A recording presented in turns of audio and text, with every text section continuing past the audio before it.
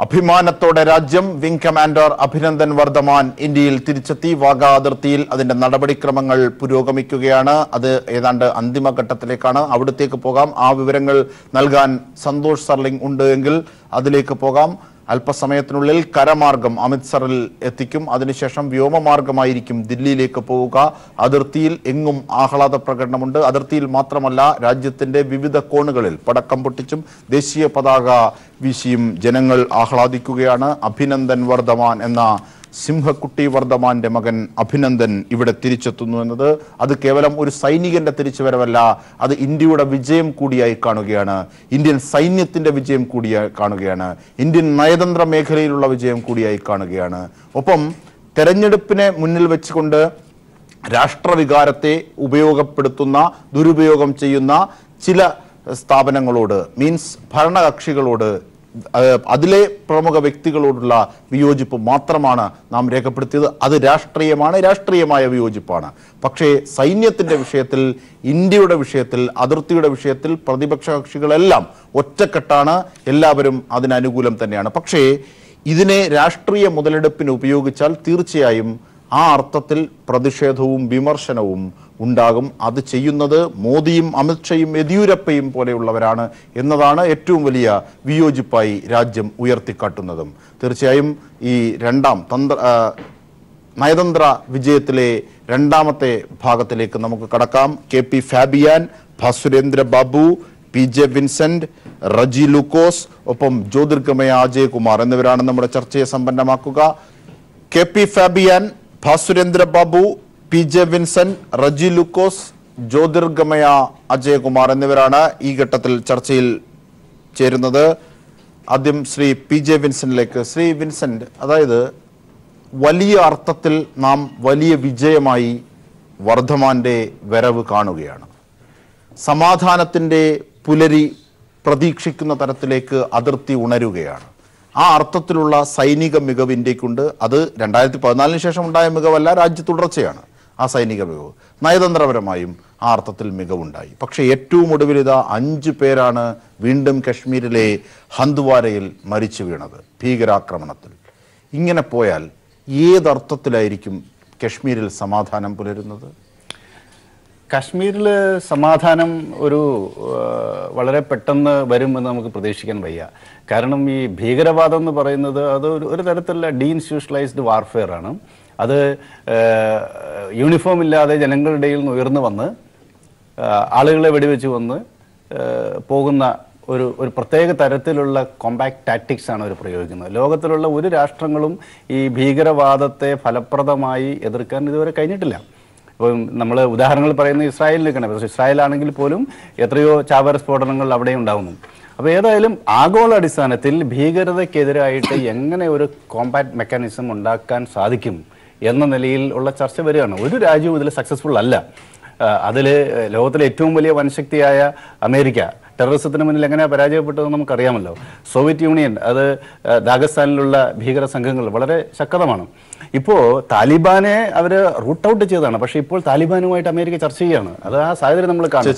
കഴിഞ്ഞ ഫെബ്രുവരി ചെച്ചനിയയിലെ വിഷയം, കഴിഞ്ഞ ഫെബ്രുവരി 25-ന് താലിബാന്റെ ഡെപ്യൂട്ടി കമാൻഡന്റ് ആണ് ഖത്തറിൽ ദോഹയിൽ വെച്ച് അമേരിക്കയിലെ ഉന്നത തല സംഘവുമായി ചർച്ച ചെയ്തത്.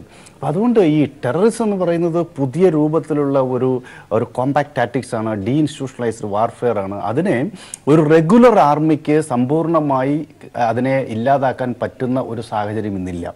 അതിന് പുതിയ തരത്തിലുള്ള ടാക്ടിക്സ് ഇവോൾവ് ചെയ്തുകൊണ്ടിരിക്കുകയാണ്. അതുകൊണ്ട് കാശ്മീരിൽ ഈ സംഘർഷം ഒരു സ്വിച്ചിട്ടതുപോലെ അവസാനിപ്പിക്കുമെന്ന് നമുക്കിപ്പോൾ കരുതാൻ പറ്റില്ല. മാത്രമല്ല, പാകിസ്ഥാനും അതിർത്തി കേന്ദ്രീകരിച്ചും വളരെ ശാസ്ത്രീയമായ ഒരു ടെറർ ഇൻഫ്രാസ്ട്രക്ചർ നിലനിൽക്കുന്നുണ്ട്. അത് ഒരേ സമയം കോമ്പാക്റ്റ് മാത്രമല്ല, അതിൽ ആയുധമുണ്ട്, പണമുണ്ട്, അതുപോലെ പരിശീലനത്തിനുള്ള സാമഗ്രികളുണ്ട്. അതോടൊപ്പം വളരെ സംഘടിതമായ പ്രത്യയശാസ്ത്ര പ്രഘോഷണവുമുണ്ട്. അവർ മുന്നോട്ട് വെക്കുന്ന ഈ പ്രത്യയശാസ്ത്ര പ്രബോധനമുണ്ട്. അതിലൊരു മനുഷ്യനില്ലാതായി മാറുകയാണ്. അവൻ എല്ലാവരോടും പകയോടെ എന്ന മാനസികാവസ്ഥയിൽ ചെല്ലുകയാണ്. സ്വയം പൊട്ടിത്തെറിച്ച് പരമാവധി ആളുകളെ കൊന്നു കഴിഞ്ഞാൽ സ്വർഗം കിട്ടും എന്ന് വിചാരിക്കുകയാണ്. അങ്ങനെ പൂർണ്ണമായി പൂർണ്ണമായും ഡീഹ്യൂമനൈസ് ചെയ്യപ്പെട്ട മാനവികത വിരുദ്ധരായി മാറിയിട്ടുള്ള ഒരു സംഘമാണ് പോരാട്ടമുഖത്തുള്ളത്. അപ്പോൾ അത് ഇന്ത്യയുടെ മാത്രം പ്രശ്നമല്ല, പാകിസ്ഥാന് മാത്രം പ്രശ്നമല്ല, അതൊരു ഒരു ഗ്ലോബൽ സെക്യൂരിറ്റി ഇഷ്യൂ ആണ്. അതുകൊണ്ട് കാശ്മീരിൽ ഈ സംഘർഷം ഇനിയും കുറച്ചു കാലം തുടരും. സൈനികർ കൊല ചെയ്യപ്പെടാനുള്ള എല്ലാ സാധ്യതയുമുണ്ട്. നമുക്ക് നിരന്തരമായി അതിനെ പ്രതിരോധിക്കുകയും അതിനെതിരെ ശക്തമായി തിരിച്ചടിക്കുകയും ചെയ്യുക എന്നല്ലാതെ മറ്റ് ഓപ്ഷൻസ് ഇല്ല. അതാണ് ശ്രീ കെ പി ഫാബിയൻ, അതായത് മുമ്പ് ഈ കശ്മീരിലെ പ്രശ്നം എന്നത് നമ്മുടെ പൗരന്മാരെ തന്നെ പാകിസ്ഥാൻ ഭീകരതയുടെ പാതയിൽ ക്ഷണിക്കുകയും ഈ പറയുന്നത് പോലെ ദുഷ്ടലാക്കുള്ള പ്രത്യയശാസ്ത്ര അവബോധം നടത്തി അവരെ മുഴുവൻ ഭ്രാന്തന്മാരാക്കി നമുക്കെതിരെ ഉപയോഗിപ്പിക്കുകയുമാണ്. ഏറ്റവും ഒടുവിൽ നാം കണ്ടത് ഹന്ദുവാരയിലെ 5 പേരുടെ മരണം ഇപ്പോൾ സംഭവിച്ചിരിക്കുന്നു എന്നുള്ളതാണ്. ഇങ്ങനെ വീണ്ടും ഭീകരത പോവുകയാണ്. ഒരറ്റത്ത് വർദ്ധമാനെത്തി സമാധാനം പുലരുന്നു, നമ്മുടെ ശക്തമായ നയതന്ത്ര വിജയം, നമ്മുടെ ശക്തമായ സൈനിക വിജയം എന്ന് നമുക്ക് ആഘോഷിക്കേണ്ടി വരുന്നു. അങ്ങനെ ആഘോഷിക്കുന്നത് ശരിയുമാണ്. അപ്പോഴാണ് വീണ്ടും ആക്രമണങ്ങൾ അവിടെ ഒരു തുടർക്കഥയാകുന്നത്. എങ്ങനെയാണ് കശ്മീർ പ്രശ്നം പരിഹരിക്കാതെ അതിർത്തിയിൽ സംഘർഷം ഒഴിവാക്കാനാവുന്നത്?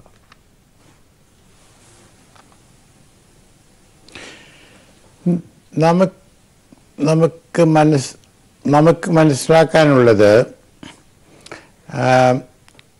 2 കാര്യങ്ങളുണ്ട്. ഒന്ന്, കാശ്മീരിൽ നമുക്ക് ചില ബുദ്ധിമുട്ടുകളുണ്ട്. കാശ്മീരിൽ ഒരു section of the population alienated ആണ്, പ്രത്യേകിച്ചും ചെറുപ്പക്കാരുണ്ട് അതിൽ. അത് ഒരു കാര്യം. രണ്ടാമത്തെ കാര്യം, പാകിസ്ഥാൻ നമ്മുടെ കാശ്മീരിലെ ബുദ്ധിമുട്ടുകളെ എക്സ്പ്ലോയിറ്റ് ചെയ്തുകൊണ്ട് ഇന്ത്യക്ക് നാശം വരുത്താനായിട്ട് ടെററിസം പാകിസ്ഥാൻ്റെ ഫോറിൻ പോളിസിയുടെ ഒരു ഇൻസ്ട്രുമെൻ്റായിട്ട് പ്രവർത്തിക്കുകയാണ്. അപ്പം ഈ നമുക്ക് കാശ്മീരിൽ ഈ ബുദ്ധിമുട്ടുകൾ ഉള്ളത് കാരണമാണ്, നമുക്ക് കാശ്മീരിൽ ഈ ഏലിയനേറ്റഡ് യങ് പീപ്പിൾ ഉള്ളത് കാരണമാണ് പാകിസ്ഥാന് ഈ ടെററിസം കാശ്മീരിലേക്ക് എക്സ്പോർട്ട് ചെയ്യാൻ സാധിക്കുന്നത്. അപ്പോൾ നമ്മളത് പാകിസ്ഥാനുമായിട്ട് നമ്മളത് അഡ്രസ്സ് ചെയ്യണം. അതേ സമയത്ത് തന്നെ നമ്മൾ കാശ്മീരിലെ പ്രശ്നം അഡ്രസ്സ് ചെയ്യണം. താങ്കൾ പറഞ്ഞതുപോലെ തന്നെ ഒരു ചെറുപ്പക്കാരനെ ജെയ്ഷെ മുഹമ്മദിന്, ഇന്ത്യക്കാരനായ ചെറുപ്പക്കാരനെ ജെയ്ഷെ മുഹമ്മദിന് സ്വാധീനിപ്പിച്ച് ബ്രെയിൻ വാഷ് ചെയ്യിച്ച് ഒരു വലിയ സൂയിസൈഡ് ബോംബിംഗ് നടത്താൻ അവർക്ക് സാധിച്ചു.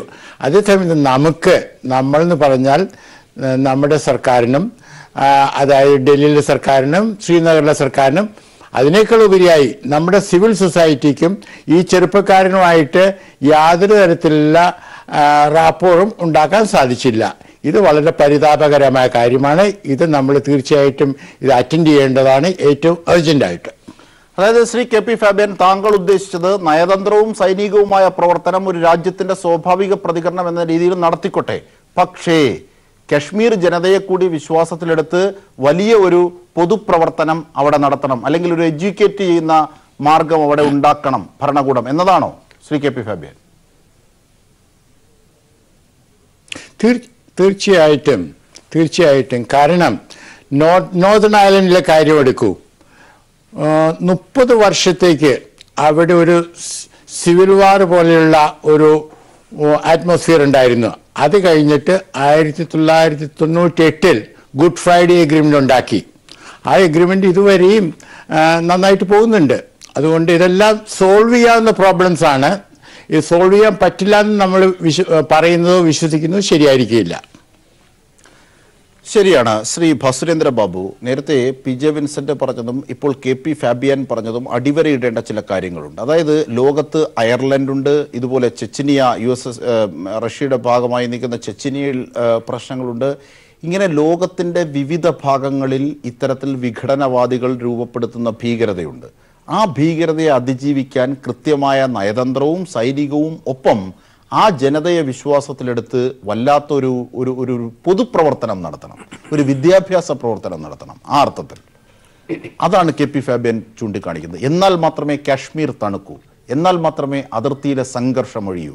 ആ ശാശ്വതമായ പരിഹാരം കയ്യെത്താത്ത ദൂരത്തൊന്നുമല്ല, ഭരണകൂടം വിചാരിക്കണം. പക്ഷേ അതാണ് അദ്ദേഹം പറഞ്ഞതിലെ ഏറ്റവും പ്രധാനപ്പെട്ട കാര്യം. നമ്മളല്ല ഇന്ന് ഇപ്പൊ ഈ സായാഹ്നത്തിൽ നമ്മൾ കാശ്മീരിനെ കുറിച്ചും പാകിസ്ഥാനെ കുറിച്ചും ഇന്ത്യയെക്കുറിച്ചും ഒക്കെ സംസാരിക്കുമ്പോൾ അത് ഒരു സ്വാഭാവികമായ പൊതു ചർച്ചയല്ല ജിംഷാദ്. നമ്മൾ ഒരു യുദ്ധസമാനമായ അന്തരീക്ഷത്തിലേക്ക്, യുദ്ധത്തിലേക്കെന്നല്ല, യുദ്ധസമാനമായ ഒരു അന്തരീക്ഷത്തിലേക്ക് രണ്ട് രാജ്യങ്ങളും എത്തിച്ചേരുന്നതിന് നിദാനമായി പാകിസ്ഥാനിൽ ഭീകരവാദ പ്രവർത്തനങ്ങൾ നടന്നുകൊണ്ടിരിക്കുന്ന ഒരു സാഹചര്യത്തിലുള്ള ഇടപെടലായി നമ്മുടെ ചർച്ച മാറുന്നുണ്ട്. അത്തരം സജീവമായ ഒരു എന്താ പറയുക, ഒരു വളരെ കോണ്ടംപററി മീനിങ് അതിനുണ്ടാവുന്നുണ്ട്. അപ്പോൾ വെറും ഒരു ചർച്ചയല്ല, മറിച്ച് നമ്മുടെ ജീവിക്കുന്ന സാഹചര്യത്തെ സംബന്ധിച്ചുള്ള നമ്മുടെ സങ്കല്പങ്ങളാണ് നമ്മൾ പറയുന്നത്. ഇവിടെ ഇപ്പം ഉയർന്നു വരുന്ന ഒരു യുദ്ധത്തിൻ്റെ സാഹചര്യമുണ്ടല്ലോ, അതിനെ വിലയിരുത്തുന്ന ഒരു അവസ്ഥ എങ്ങനെയാണ് നമ്മൾ ഇപ്പം കാശ്മീരിൽ നടക്കുന്ന സംഭവഗതികളെ എങ്ങനെയാണ് ഇന്ത്യക്കാരനെന്ന നിലക്ക് ഞാനും നിങ്ങളുമൊക്കെ വിലയിരുത്തേണ്ടത്? യുദ്ധം നടക്കുമ്പോൾ ശരിക്കും പറഞ്ഞാൽ യുദ്ധം അനുഭവിക്കുന്ന ജനതയിൽ നിന്നാണ് യുദ്ധം നമ്മൾ പഠിക്കേണ്ടത്, മനസ്സിലാക്കേണ്ടത്. യുദ്ധം ആഘോഷിക്കുന്ന ജനതയിൽ നിന്നല്ല. പലപ്പോഴും ഭൂരിപക്ഷം യുദ്ധം ആഘോഷിക്കുകയാണ്. ഇന്ത്യ എന്ത് യുദ്ധമാണ് കണ്ടത്? സ്വാതന്ത്ര്യ സമരം പോലും ഒരു വാർ ഓഫ് ഇൻഡിപെൻഡൻസ് ആയിരുന്നില്ല നമുക്ക്. ആ വളരെ വ്യത്യസ്തമായ ഒരു സ്വാതന്ത്ര്യം നേടുന്ന ഒരു അത് മാത്രമല്ല, അതിനുശേഷം സ്വാതന്ത്ര്യാനന്തരം ഹ്രസ്വ കാലഘട്ടങ്ങളിലെ ചില യുദ്ധങ്ങളല്ലാതെ, അതിർത്തികളിൽ ആളുകൾ അനുഭവിച്ച് തീർത്ത യുദ്ധങ്ങളല്ലാതെ, യുദ്ധം അനുഭവിച്ച വിയറ്റ്നാം ജനതയെ മാതിരി, അഫ്ഗാൻ ജനതയെ മാതിരി, കിഴക്ക്, അതുപോലെ യൂറോപ്പ് മാതിരി എന്ത് യുദ്ധമാണ് നാം അനുഭവിച്ചിട്ടുള്ളത്? യുദ്ധം അനുഭവിക്കാത്തത് കൊണ്ട് പലപ്പോഴും ദേശഭക്തിയുടെ പേരിൽ നാം യുദ്ധങ്ങളെ സാധൂകരിക്കുന്ന, ന്യായീകരിക്കുന്ന ഒരു ജനതയായാണ് എപ്പോഴും ജീവിച്ചുകൊണ്ടിരിക്കുന്നത്. അതിലും മാറ്റം വരേണ്ടതുണ്ട്. അപ്പോൾ മാത്രമേ യുദ്ധം അനുഭവിക്കുന്ന കാശ്മീരി ജനതയ്ക്ക് ഒരു സൂതിങ് ടച്ച്, ആശ്വാസദായകമായ ഒരു സ്പർശം നൽകുന്നതിനെ കുറിച്ച് ജനങ്ങൾ എന്ന നിലയ്ക്ക് നമുക്ക് ആവശ്യപ്പെടാൻ പറ്റൂ. നോക്കൂ, ഇപ്പോൾ നമ്മൾ ഈ സംസാരിക്കുമ്പോൾ ഉത്തരേന്ത്യയിൽ വിഷ്വൽ മീഡിയയിൽ നിന്ന് കാണുന്നത് പോലെയാണെങ്കിൽ പടക്കം പൊട്ടിച്ചും കൈയടിച്ചും നാഷണൽ ഫ്ലാഗ് ഉയർത്തിയും ഒക്കെ ആഘോഷിക്കുകയാണ് സംഘർഷങ്ങളൊക്കെ. അവരൊക്കെ വാസ്തവത്തിൽ വലിയ എന്താ ഇനി പറയാ, ദേശഭക്തി ഭക്തരാണ് എന്നാണ് വിലയിരുത്തപ്പെടുന്നത്. അത് ഒരു ക്രിട്ടിക്കൽ അവയർനെസ് അല്ല, ഒരു സർക്കാരിനെ ക്രിട്ടിക്കലായി മനസ്സിലാക്കുന്ന മനുഷ്യന്റെ ശക്തികൾ ഇല്ലായ്മ ചെയ്യുന്ന ഒരു കാലത്തിലാണ് നാം ജീവിക്കുന്നത്. സമാധാനത്തിന്റെ കാലത്തിലല്ല നമ്മൾ ഈ ചർച്ച ചെയ്യുന്നത്, യുദ്ധം വരാൻ സാധ്യതയുള്ള ഒരു കാലത്തിലാണ്.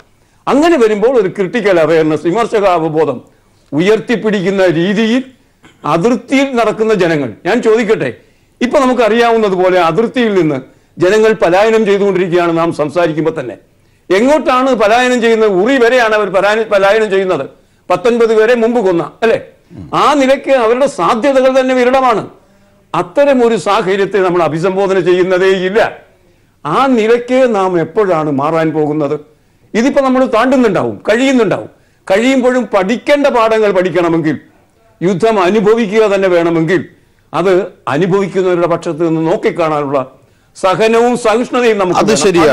അത് ശരിയാണ്. ഒരു പഞ്ചശീല തത്വത്തിന്റെ സ്വഭാവവും അത്തരത്തിലൊരു ഗാന്ധിയൻ ബുദ്ധ മനോഭാവവും അല്ലെങ്കിൽ അത്തരത്തിൽ വിശാലമായ അർത്ഥത്തിലുള്ള ഒരു പരിപ്രേക്ഷ്യത്തിലുള്ള ചിന്തയും അനിവാര്യമാണ്. പക്ഷെ ഒരു ജനതയെ സംബന്ധിച്ച് നോക്കൂ, നിരന്തരമായി അവരുടെ പട്ടാളക്കാരെ ആക്രമിക്കുന്നു, അവരുടെ മണ്ണിൽ തീവ്രവാദം ഇറക്കുമതി ചെയ്യുന്നു, എന്നിട്ട് അവർ ഒരു രാജ്യമാണെന്ന് പറയുകയാണ് പാകിസ്ഥാൻ. അങ്ങനെ നിരന്തരം അലോസരപ്പെടുത്തുകയും നിരന്തരം പട്ടാളക്കാർ വീഴുകയും ചെയ്യുമ്പോൾ ഒരു പക്ഷേ ജനതയിലെ സാധാരണ വശമുള്ളവർ ഒന്ന് ഇത്തരത്തിലേക്ക് പ്രഘോഷമുണ്ടാക്കിയാൽ, പ്രത്യേകിച്ച് വർദ്ധമാൻ ഇവിടെ എത്തുന്ന ഒരു ഘട്ടത്തിൽ എന്ത് തെറ്റാണ് ശ്രീ സുരേന്ദ്ര ബാബു ഉള്ളത്? അതിനകത്ത് ശരിയും തെറ്റുമല്ല, അതിനകത്ത് ചിന്താപരമായ ദാരിദ്ര്യം ഉണ്ടാവുന്നത് ഞാൻ പറയുന്നത്. യുദ്ധം കൊണ്ട് പാകിസ്ഥാനോ ഇന്ത്യയോ ജയിക്കാൻ പോകുന്നുണ്ടോ? എപ്പോഴെങ്കിലും പാകിസ്ഥാന് ഇന്ത്യയെ അതിജീവിക്കാൻ കഴിയുമോ യുദ്ധത്തോടെ? ഒരുപക്ഷെ ഇന്ത്യക്ക് പാകിസ്ഥാനെ അതിജീവിക്കാൻ കഴിഞ്ഞെന്ന് വരും. ഒരിക്കലും നമുക്ക് പാകിസ്ഥാനെ തോൽപ്പിക്കാൻ കഴിയുന്ന രാജ്യമേ അല്ല ഇന്ത്യ. അതുകൊണ്ട് തന്നെ നമുക്ക് ഔദ്ധത്യപൂർവ്വം യുദ്ധത്തെക്കുറിച്ച് സംസാരിക്കാം. പക്ഷെ ഒരു പാകിസ്ഥാനിക്ക് അത് കഴിയുമോ? ഞാൻ പറയുന്നത് യുദ്ധം പറയാൻ എളുപ്പമുള്ള കാര്യമാണ്. അത് അനുഭവിക്കുന്ന ജനതയുടെ ആത്മബോധത്തിൽ നിന്ന് അത് മനസ്സിലാക്കാൻ കഴിയണം. വിക്ടിമിന്റെ ഭാഗത്ത് നിന്ന് മനസ്സിലാക്കുക എന്നല്ലേ മാനവീയമായ കാര്യം. അത് മനസ്സിലാക്കപ്പെടാതിരുന്നാൽ നാം കൊടിയടയാളങ്ങളുടെ പുറകെ വൃഥാ സഞ്ചരിച്ചുകൊണ്ടിരിക്കും, വീണ്ടും തെറ്റ് ചെയ്യും. അത് മാത്രമല്ല, പലപ്പോഴും യുദ്ധങ്ങൾ ഒരു രാജ്യത്തെ സംബന്ധിച്ചിടത്തോളം വസ്തുതാപരമായ കാര്യങ്ങൾ മറച്ചു വെക്കുന്ന കാതരമായ മറയാണ്. ആർക്കാണ് അറിഞ്ഞുകൂടാത്തത്? അത് പലപ്പോഴും യുദ്ധങ്ങൾ ഭരണാധികാരികൾക്കാണ് ആവശ്യം, ജനങ്ങൾക്കല്ല. ആ നിലയ്ക്കുള്ള കാര്യങ്ങളാണ് ഇന്ത്യയിൽ നടന്നുകൊണ്ടിരിക്കുന്നത്. അതുകൊണ്ട് യുദ്ധത്തെക്കുറിച്ച് ചിന്തിക്കുമ്പോൾ വളരെ കൃത്യമായ ഒരു വിമർശക അവബോധം അത് ചിന്തിക്കുന്നവർക്കുണ്ടാകണം. സാമാന്യതയുള്ള പ്രസ്താവങ്ങൾക്ക് അപ്പുറത്ത് എന്താണ് നിങ്ങളുടെ അഭിപ്രായം, എന്താണ് എൻ്റെ അഭിപ്രായം ഈ സാഹചര്യത്തിൽ എന്ന നിലയ്ക്ക് പറയാൻ കഴിയണം. അതിനുള്ള സ്വാതന്ത്ര്യം പോലും ഈ രാജ്യം തരുന്നുണ്ടോ അജിം ഷാ? തരുന്നുണ്ടോ ഇന്ത്യക്കാർക്ക്? ഇല്ലല്ലോ. അങ്ങനെ പറയുന്നതായ പക്ഷങ്ങളെയൊക്കെ രാജ്യദ്രോഹത്തിലേക്ക് തള്ളിവിടാനും അല്ലെങ്കിൽ അങ്ങനെ ധ്വനി ഉണ്ടാക്കി നേട്ടം തെരഞ്ഞെടുപ്പിൽ കൊയ്യാനുമാണ് ഭരണകൂടം ശ്രമിച്ചിട്ടുള്ളത്. അങ്ങനെ ശ്രമിച്ചതിന്റെ ഏറ്റവും ഉദാഹരണമാണ് മോദി കന്യാകുമാരിയിൽ വന്ന് പറഞ്ഞത്. സൈന്യത്തിനും അല്ലെങ്കിൽ രാജ്യത്തിന്റെ അതിർത്തി കാക്കുന്നവർക്കും രാജ്യത്തിനും എതിരാണ് പ്രതിപക്ഷം എന്ന ധ്വനി വരുത്തുന്ന രീതിയിൽ ആണ് മോദി അവിടെയും സംസാരിച്ചത്. തീർച്ചയായും അതിൽ രാഷ്ട്രീയമുണ്ട്. നാം സൈന്യത്തിനൊപ്പമാണ്, ഈ രാജ്യത്തിനൊപ്പമാണ്. ഒപ്പം തെരഞ്ഞെടുപ്പിനെ ഇതുമായി ബന്ധപ്പെടുത്തി ഉപയോഗിക്കുന്ന ഭരണകൂട താല്പര്യത്തിനും എതിരാണ്. അതിന്റെ മറ്റൊരു മറുമൊഴിയാണ് ശ്രീ ഭാസുരേന്ദ്ര ബാബു സൂചിപ്പിച്ചത്. അല്ലേ ശ്രീ റജി ലൂക്കോസ്? കശ്മീർ ജനതയെ വിശ്വാസത്തിലെടുക്കുകയും കശ്മീരിനെ വിശാല അർത്ഥത്തിൽ നമ്മുടെ തന്നെ ഭാഗമായി നമ്മൾ തന്നെയാണ് എന്ന് കണ്ടുകൊണ്ട് സംസാരിക്കുകയും അതിർത്തിയെ ആവിധത്തിൽ സമീപിക്കുകയും ചെയ്യുകയും നയതന്ത്രപരമായി അന്താരാഷ്ട്ര സമ്മർദ്ദം പാകിസ്ഥാന് മേലുണ്ടാക്കുകയും ചെയ്യുന്ന ഒരു വലിയ മാർഗം ഉപയോഗിക്കണം. അല്ലാതെ യുദ്ധമല്ല ഇതിന് പ്രതിവിധി, അല്ലെങ്കിൽ അത്തരം സമീപനങ്ങളല്ല ഇതിന് പ്രതിവിധി എന്നാണ് ശ്രീ ഭാസുരേന്ദ്ര ബാബു സൂചിപ്പിച്ചത്. റജി ലൂക്കോസ്. തീർച്ചയായിട്ടും അജിം ഷാദെ ഒരു നല്ല നിരീക്ഷണമാണ്. ഇപ്പൊ കാശ്മീരിൽ സഞ്ചരിച്ചിട്ടുള്ള ചില വ്യക്തികൾക്ക്, ഇപ്പൊ ഞാനവിടെ യാത്ര ചെയ്തിട്ടുള്ള ആളാണ്, നമുക്ക് വളരെ ബോധ്യമാകും ഒരു ഒറ്റപ്പെട്ട ജീവിത സാഹചര്യത്തിലൂടെ മുന്നോട്ട് പോകുന്ന ഒരു ജനതയാണ് കാശ്മീർ ജനത. അതിന്റെ മുഖ്യമായ കാരണം അതൊരു മിക്സഡ് കമ്മ്യൂണിറ്റി അല്ല. അവിടെ ഒരു വിഭാഗത്തിൽപ്പെട്ട ജനങ്ങളെ തന്നെയല്ല, നമ്മുടെ മാധ്യമങ്ങൾ, ചില മാധ്യമങ്ങൾ കാശ്മീരിലെ ജനങ്ങളെ പോലും ടാർഗറ്റ് ചെയ്തുകൊണ്ട് സംസാരിക്കാറുണ്ട്. കാശ്മീരിലേക്ക് ഉള്ളവരിലേക്ക് നമ്മൾ യാത്ര ചെയ്യുമ്പോൾ ഒരു കാര്യം മനസ്സിലാക്കാം, അവരൊന്നും അങ്ങനത്തെ ദേശവിരുദ്ധരൊന്നും അല്ല. അവർ അധ്വാനിച്ച് ജീവിക്കുന്ന ഒരു ജനവിഭാഗമാണ്. എന്താണ് മുഖ്യ ലക്ഷ്യം? ഇപ്പോൾ നമുക്ക് ഒരു വളരെ വ്യക്തപ്പെട്ട ചുരുങ്ങിയ കാലത്തെ ഒരു ചരിത്രം പഠിക്കാം. അതായത് 2014 ശേഷമാണ് കാശ്മീരിൽ ഏറ്റവും കൂടുതൽ തീവ്രവാദി ആക്രമണം ഉണ്ടായത്, ഏറ്റവും കൂടുതൽ ജനങ്ങൾ കൊല്ലപ്പെട്ടത്, നമ്മുടെ ധീര ജവാന്മാർ വീരമൃത്യു വധിച്ചതും ഈ 2014 ശേഷമാണ്. എന്താ അതിന്റെ കാരണം? വളരെ ഡിപ്ലോമാറ്റിക് ആയിട്ട് ഹാൻഡിൽ ചെയ്യേണ്ട കാശ്മീർ വിഷയത്തെ വിഘടനപരമായിട്ടുള്ള ചിന്താഗതികളും പ്രവർത്തനങ്ങളും നടക്കുന്ന ഒരു രാഷ്ട്രീയ കക്ഷിയുമായിട്ട് നിർഭാഗ്യവശാൽ നമ്മുടെ കേന്ദ്രം ഭരിക്കുന്ന കക്ഷി കൂട്ടുകക്ഷി ഭരണം ഉണ്ടാക്കുകയും 2.5 വർഷക്കാലത്തോളം ഈ തീവ്രവാദ മാനസികാവസ്ഥയുള്ളവർക്ക് കൃത്യമായി അവിടെ വിരാജിക്കാനുള്ള അവസരം കൊടുത്തു. അതിന്റെ ഏറ്റവും പ്രത്യക്ഷ തെളിവാണ് കഴിഞ്ഞ ദിവസം മെഹബൂബ മുഫ്തി പുറപ്പെടുവിച്ച പ്രസ്താവന തന്നെ. അപ്പൊ അത്തരം വിഘടനവാദികൾക്ക് അവസരം കൊടുക്കാനുള്ള ഒരു ഭരണത്തിന് വേണ്ടി മാത്രം വിട്ടുവീഴ്ച ചെയ്തത് ഈ രാജ്യത്തെ ജനങ്ങളോടും ഈ രാജ്യത്തിന്റെ യുദ്ധപരമായിട്ടുള്ള സമീപനങ്ങളോടും ആകർഷണീയമായ ഒരു അവസരമായിരുന്നു. ഞാൻ ഒരു കാര്യം കൂടെ സന്ദർഭത്തിൽ പറയട്ടെ. ഇപ്പൊ ത്രിപുര എടുക്കാം. ത്രിപുര വിമോചന മുന്നണി ഇന്ത്യയുടെ ഏറ്റവും വലിയ ശത്രുക്കളായ ഈ രാജ്യത്തെ ഏറ്റവും ശത്രു രാജ്യം പരസ്യമായി പ്രഖ്യാപിച്ചുകൊണ്ട് 30ഓളം വർഷക്കാലത്ത് ഇന്ത്യക്കെതിരെ ഒളിവ് യുദ്ധം നടത്തിയ, മറ്റൊരു വേഷം ധരിച്ചുകൊണ്ട് ഒരു രാഷ്ട്രീയ കക്ഷിയായിട്ട് മാറിയ ഒരു വിഘടനവാദ രാഷ്ട്രീയ കക്ഷിയുമായിട്ട് കൂട്ടുചേർന്നുകൊണ്ട് ഇന്ത്യയുടെ ഒരു അതിർത്തി സംസ്ഥാനമായ ഈ പറയുന്ന ത്രിപുരയിൽ ഭരണത്തിലേറിയതൊക്കെ നാളുകളിൽ നമ്മുടെ മുമ്പിൽ പല ചോദ്യങ്ങളുണ്ടാവും. അപ്പൊ നാം ചിന്തിക്കേണ്ടത് എന്താണ്?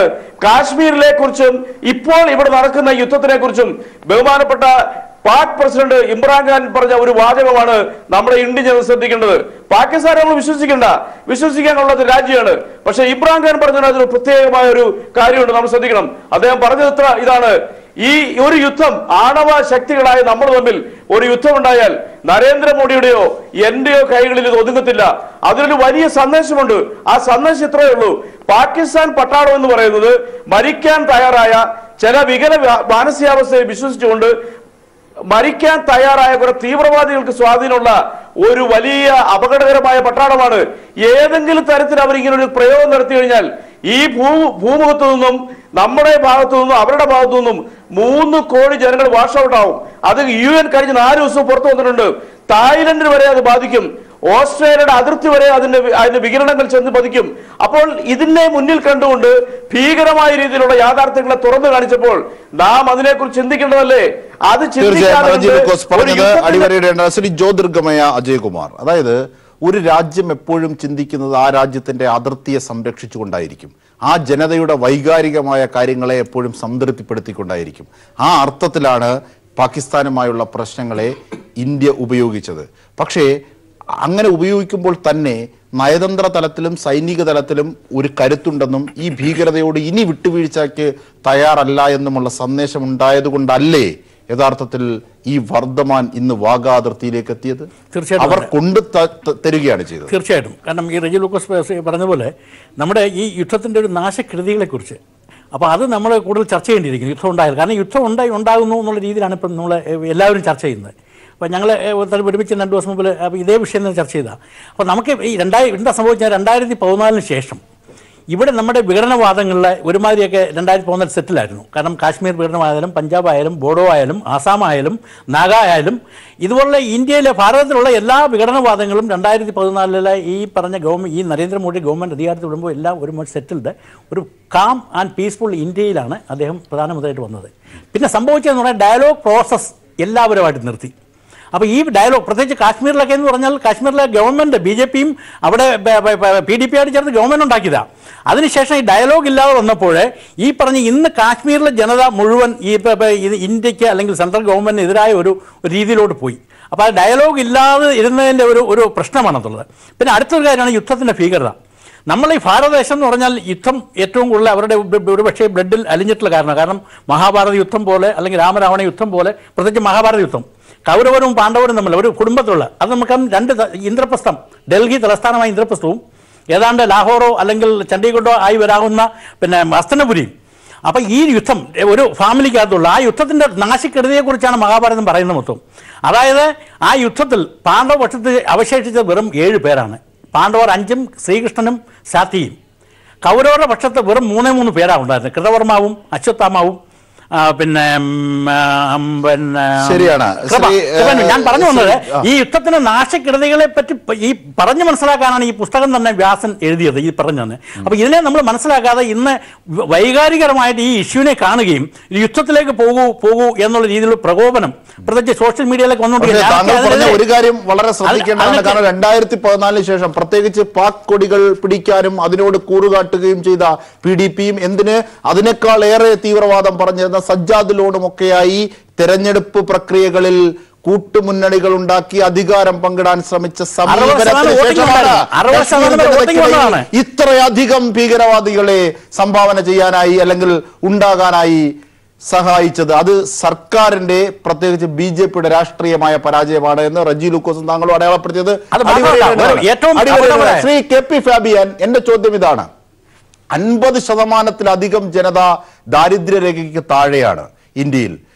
119 പേരിലേക്കാണ് ഇന്ത്യയുടെ മുഴുവൻ സമ്പത്തും ചേർന്നിരിക്കുന്നത്. അത്രയേറെ അൺബാലൻസ്, അത്രയേറെ അസമത്വമുള്ള ഒരു രാജ്യത്തിലെ ജനത എപ്പോഴും അമേരിക്കയോ ഇസ്രയേലോ അല്ലെങ്കിൽ ഡെവലപ്ഡ് നേഷനിലോ ചിന്തിക്കുന്നത് പോലെ എല്ലാവരും ചിന്തിക്കണമെന്നില്ല. ആ ഉയർന്ന പരിപ്രേക്ഷ്യം ഒരിക്കലും അവരുടെ ചിന്താഗതിയിൽ ഉണ്ടാകില്ല. അവർ പാകിസ്ഥാൻ ആക്രമിക്കാൻ വരുന്നു എന്ന വികാരം ഉണ്ടാവുമ്പോൾ അവർ തെരുവിലിറങ്ങും, അവർ ആഘോഷിക്കും, പടക്കം പൊട്ടിക്കും. അതല്ല ഒരുപക്ഷെ ഉയർന്നു നിൽക്കുന്ന ഭരണകൂടവും ഇതിന് ഉത്തരവാദിത്തപ്പെട്ടവരും അതല്ല ചെയ്യേണ്ടത് എന്ന് പറഞ്ഞത് ശരിയാണ്. താങ്കളും ഭാസുരേന്ദ്ര ബാബു അത് സൂചിപ്പിക്കുകയും ചെയ്തു, PJ വിൻസനും അത് പറഞ്ഞു. പക്ഷേ ഇന്ന് വാഗ അതിർത്തിയിൽ ഈ സൈനികനെ പാകിസ്ഥാൻ ഇവിടെ കൊണ്ടുതരാനായെങ്കിൽ അത് എന്ത് വിജയമാണ്? നയതന്ത്ര വിജയമാണോ സൈനിക വിജയമാണോ? ആ വിജയത്തിന്റെ ക്രെഡിറ്റ് ആർക്കാണ് താങ്കൾ നിരീക്ഷിക്കുന്നത്?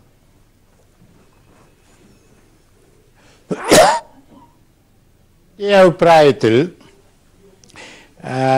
വിംഗ് കമാൻഡർ അഭിനന്ദനെ നമുക്ക് തിരികെ കിട്ടിയത് തീർച്ചയായിട്ടും ഒരു ഡിപ്ലോമാറ്റിക് വിക്ടറിയാണ്. അതേ സമയത്ത് തന്നെ നമ്മൾ അത് മനസ്സിലാക്കണം. കാരണം എന്തുകൊണ്ടാണ് പ്രൈം മിനിസ്റ്റർ ഇമ്രാൻഖാൻ ആ തീരുമാനമെടുത്തതെന്നുള്ളത്. ഒന്നാമത് വലിയ പ്രഷർ വന്നു അമേരിക്കയുടെ ഭാഗത്തു നിന്നും, ചൈനയുടെ ഭാഗത്തു നിന്നും, സൗദി അറേബ്യയുടെ ഭാഗത്തു നിന്നും, UAEയുടെ ഭാഗത്തു നിന്നും, അതിനേക്കാൾ ഉപരിയായിട്ട് ഇന്ത്യയുടെ ഭാഗത്തു നിന്നും. കാരണം ഇന്ത്യ പറഞ്ഞു ഇതൊരു ബാർഗനിങ് ചിപ്പായിട്ട് ഞങ്ങൾ ഉപയോഗിക്കില്ല എന്ന് പറഞ്ഞു. പക്ഷേ ഈ സമ്മർദ്ദങ്ങൾ കൊണ്ട് മാത്രമാണ് ഇമ്രാൻഖാൻ ആ തീരുമാനം എടുത്തത് എന്ന് പറയുന്നത് ശരിയായിരിക്കില്ല. കാരണം ഇന്റർനാഷണൽ റിലേഷൻസിൽ ഒരു തീരുമാനം എടുക്കുമ്പോൾ അതിന് പല കാരണങ്ങളുണ്ട്. അപ്പോൾ ഒരു കാരണത്തെ മാത്രം മാറ്റി നിർത്തി മറ്റ് കാരണങ്ങളെ അവഗണിക്കുന്നത് ഒട്ടും ശരിയല്ല. എൻ്റെ അഭിപ്രായത്തിൽ ഇമ്രാൻഖാൻ എടുത്ത തീരുമാനം പാകിസ്ഥാന്റെ താല്പര്യങ്ങൾക്ക് അനുസരിച്ച തീരുമാനമാണ്. കാരണം ഈ വിംഗ് കമാൻഡറെ കൂടുതൽ അവിടെ നിർത്തിയിട്ട് പാകിസ്ഥാൻ എന്താണ് കിട്ടാൻ പോകുന്നത്? ഇന്ത്യയുടെ ആങ്കർ രോഷം വർദ്ധിക്കും. മറ്റു രാജ്യങ്ങളിൽ ഡിസ്പ്ലഷർ വർദ്ധിക്കും. അപ്പോൾ പാകിസ്ഥാന്റെ താല്പര്യങ്ങൾക്ക് അനുയോജ്യമായ തീരുമാനം, കറക്റ്റായിട്ടുള്ള തീരുമാനമാണ് ഇമ്രാൻഖാൻ എടുത്തത്. അത് നമ്മൾ മനസ്സിലാക്കണം.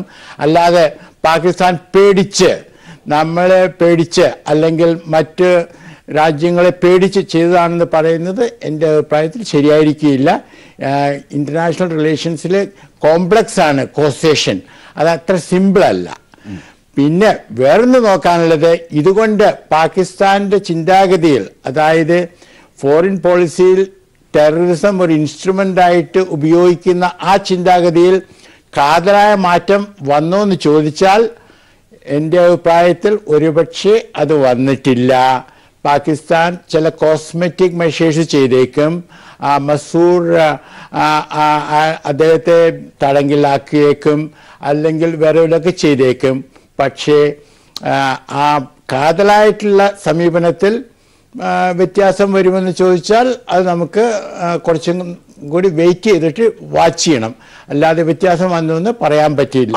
അതാണ് മനസ്സിലാകാത്തത്. അതിലാണ് താങ്കളുടെ അനുഭവ സമ്പത്തുള്ള നിരീക്ഷണം ആവശ്യമായി വരുന്നത്. നോക്കൂ, ഈ വർദ്ധമാനെ എത്രയും പെട്ടെന്ന് ഇവിടെ കൊണ്ടുവരും ഒരിക്കലും പാകിസ്ഥാന്റെ ഭാഗത്ത് നിന്ന് നമ്മൾ അങ്ങനെ പ്രതീക്ഷിക്കാറില്ല.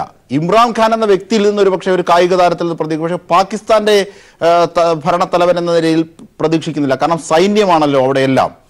പക്ഷേ വർദ്ധമാനെ കൊണ്ടെത്തിക്കാൻ തയ്യാറാകുന്നു. അങ്ങനെ സമാധാനത്തിനും ചർച്ചയ്ക്കുമായി നരേന്ദ്രമോദിയെയും ഇന്ത്യയെയും ഇങ്ങോട്ട് ശ്രമിക്കുകയാണ്, ഫോൺ കോളുകൾ ചെയ്യുകയാണ്. ഈ സൈനിക സർജിക്കൽ സ്ട്രൈക്കിന് ശേഷം നോക്കൂ, ഇങ്ങനെ ഒരു സൈഡിൽ നടക്കുമ്പോൾ തന്നെ കാശ്മീരിൽ ഇപ്പോഴും ഭീകരവാദം തുടർക്കഥയായി നടക്കുന്നു. ഇന്നും CRPF ജവാന്മാർക്കെതിരെ വെടിവെക്കുന്നു. എന്താണ് അതിന്റെ നിഗൂഢത? അതേ സംബന്ധിച്ചൊന്ന് കുരുക്കഴിച്ച് നൽകാനാകുമോ?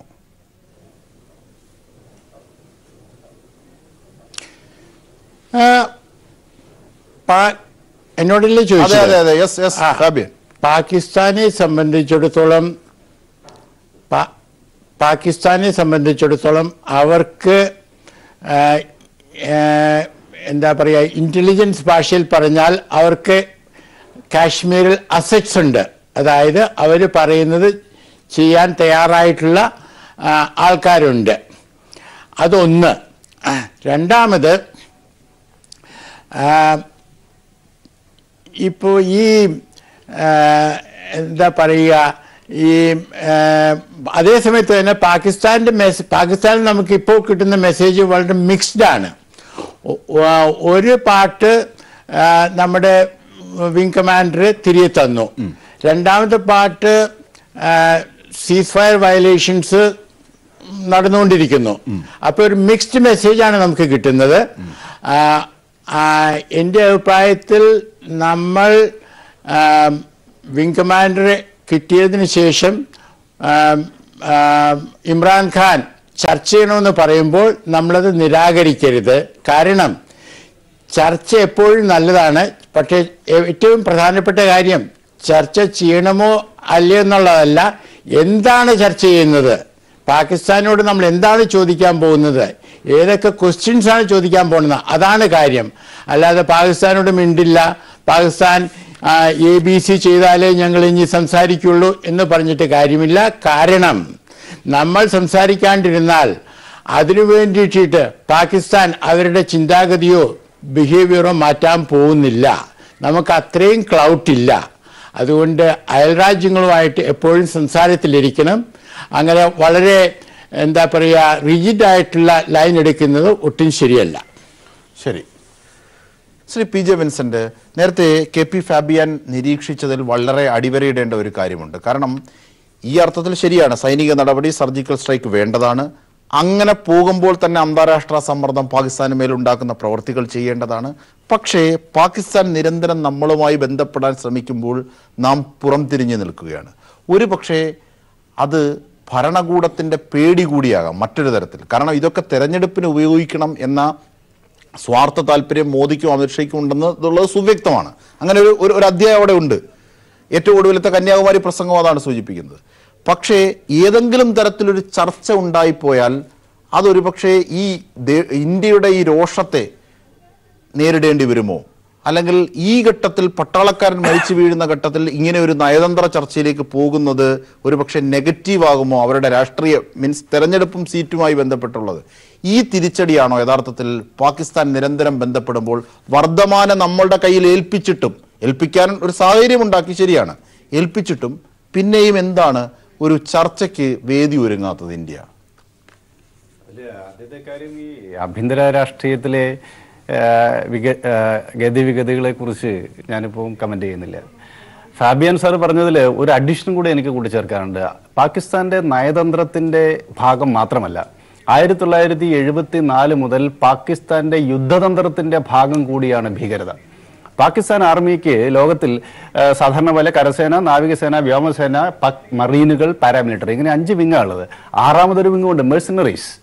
അതായത് ഭീകരർ പാക് സൈന്യത്തിന്റെ ഭാഗമാണ്. ലോകത്തിൽ വേറെ ഒരു രാഷ്ട്രത്തിന് മാത്രമേ ഇത്തരത്തിലുള്ള സൈന്യമുള്ളൂ. ഇപ്പൊ 1948 അവിടുത്തെ ഈ ജൂത ഭീകര സംഘങ്ങളാണ് IDF ആയി മാറിയത്, ഇസ്രായേലി ഡിഫൻസ് ഫോഴ്സ് ആയി മാറിയത്. പാക് സൈന്യത്തിന് ഇന്ന് ലോകത്തിൽ ഏതെങ്കിലും രാജ്യത്തിന് മെഴ്സണറീസ്, ഭീകരവാദികൾ, ഇറഗുലർ വാറിയേഴ്സ് സൈന്യത്തിന്റെ ഭാഗമാണെന്ന് എനിക്ക് തോന്നുന്നില്ല. ഇത്തരത്തിൽ ഭീകരവാദികൾ, ഇറഗുലർ സോൾജിയേഴ്സ് സൈന്യത്തിന്റെ ഭാഗമായിട്ടുള്ള ഒരു പട്ടാളമാണ് പാകിസ്ഥാനിലുള്ളത്. അത് അനൗദ്യോഗികമാണ് തന്നെ. അതാണ് ഇപ്പം അതിർത്തിയിലൊക്കെ അവർ ഉപയോഗിക്കുന്നത് ബാറ്റാണ്, ബോർഡർ ആക്ഷൻ ടീമാണ്. ബോർഡർ ആക്ഷൻ ടീമിന്റെ മുൻനിര പോരാളികൾ മുഴുവനും ഭീകരവാദികളാണ്. അതിലേക്ക് റിക്രൂട്ട്മെന്റ് നടന്ന ലഷ്കർ ഇ തോയ്ബ ആവാം, ഹിസ്ബുൾ മുജാഹിദ്ദീൻ ആവാം, അതല്ലെങ്കിൽ ജെയ്ഷെ മുഹമ്മദ് ആകാം, അങ്ങനെ പല പേരിലുള്ള പല സംഘങ്ങൾ, ഇന്ത്യൻ മുജാഹിദ്, എത്രയോ സംഘങ്ങളുണ്ട്.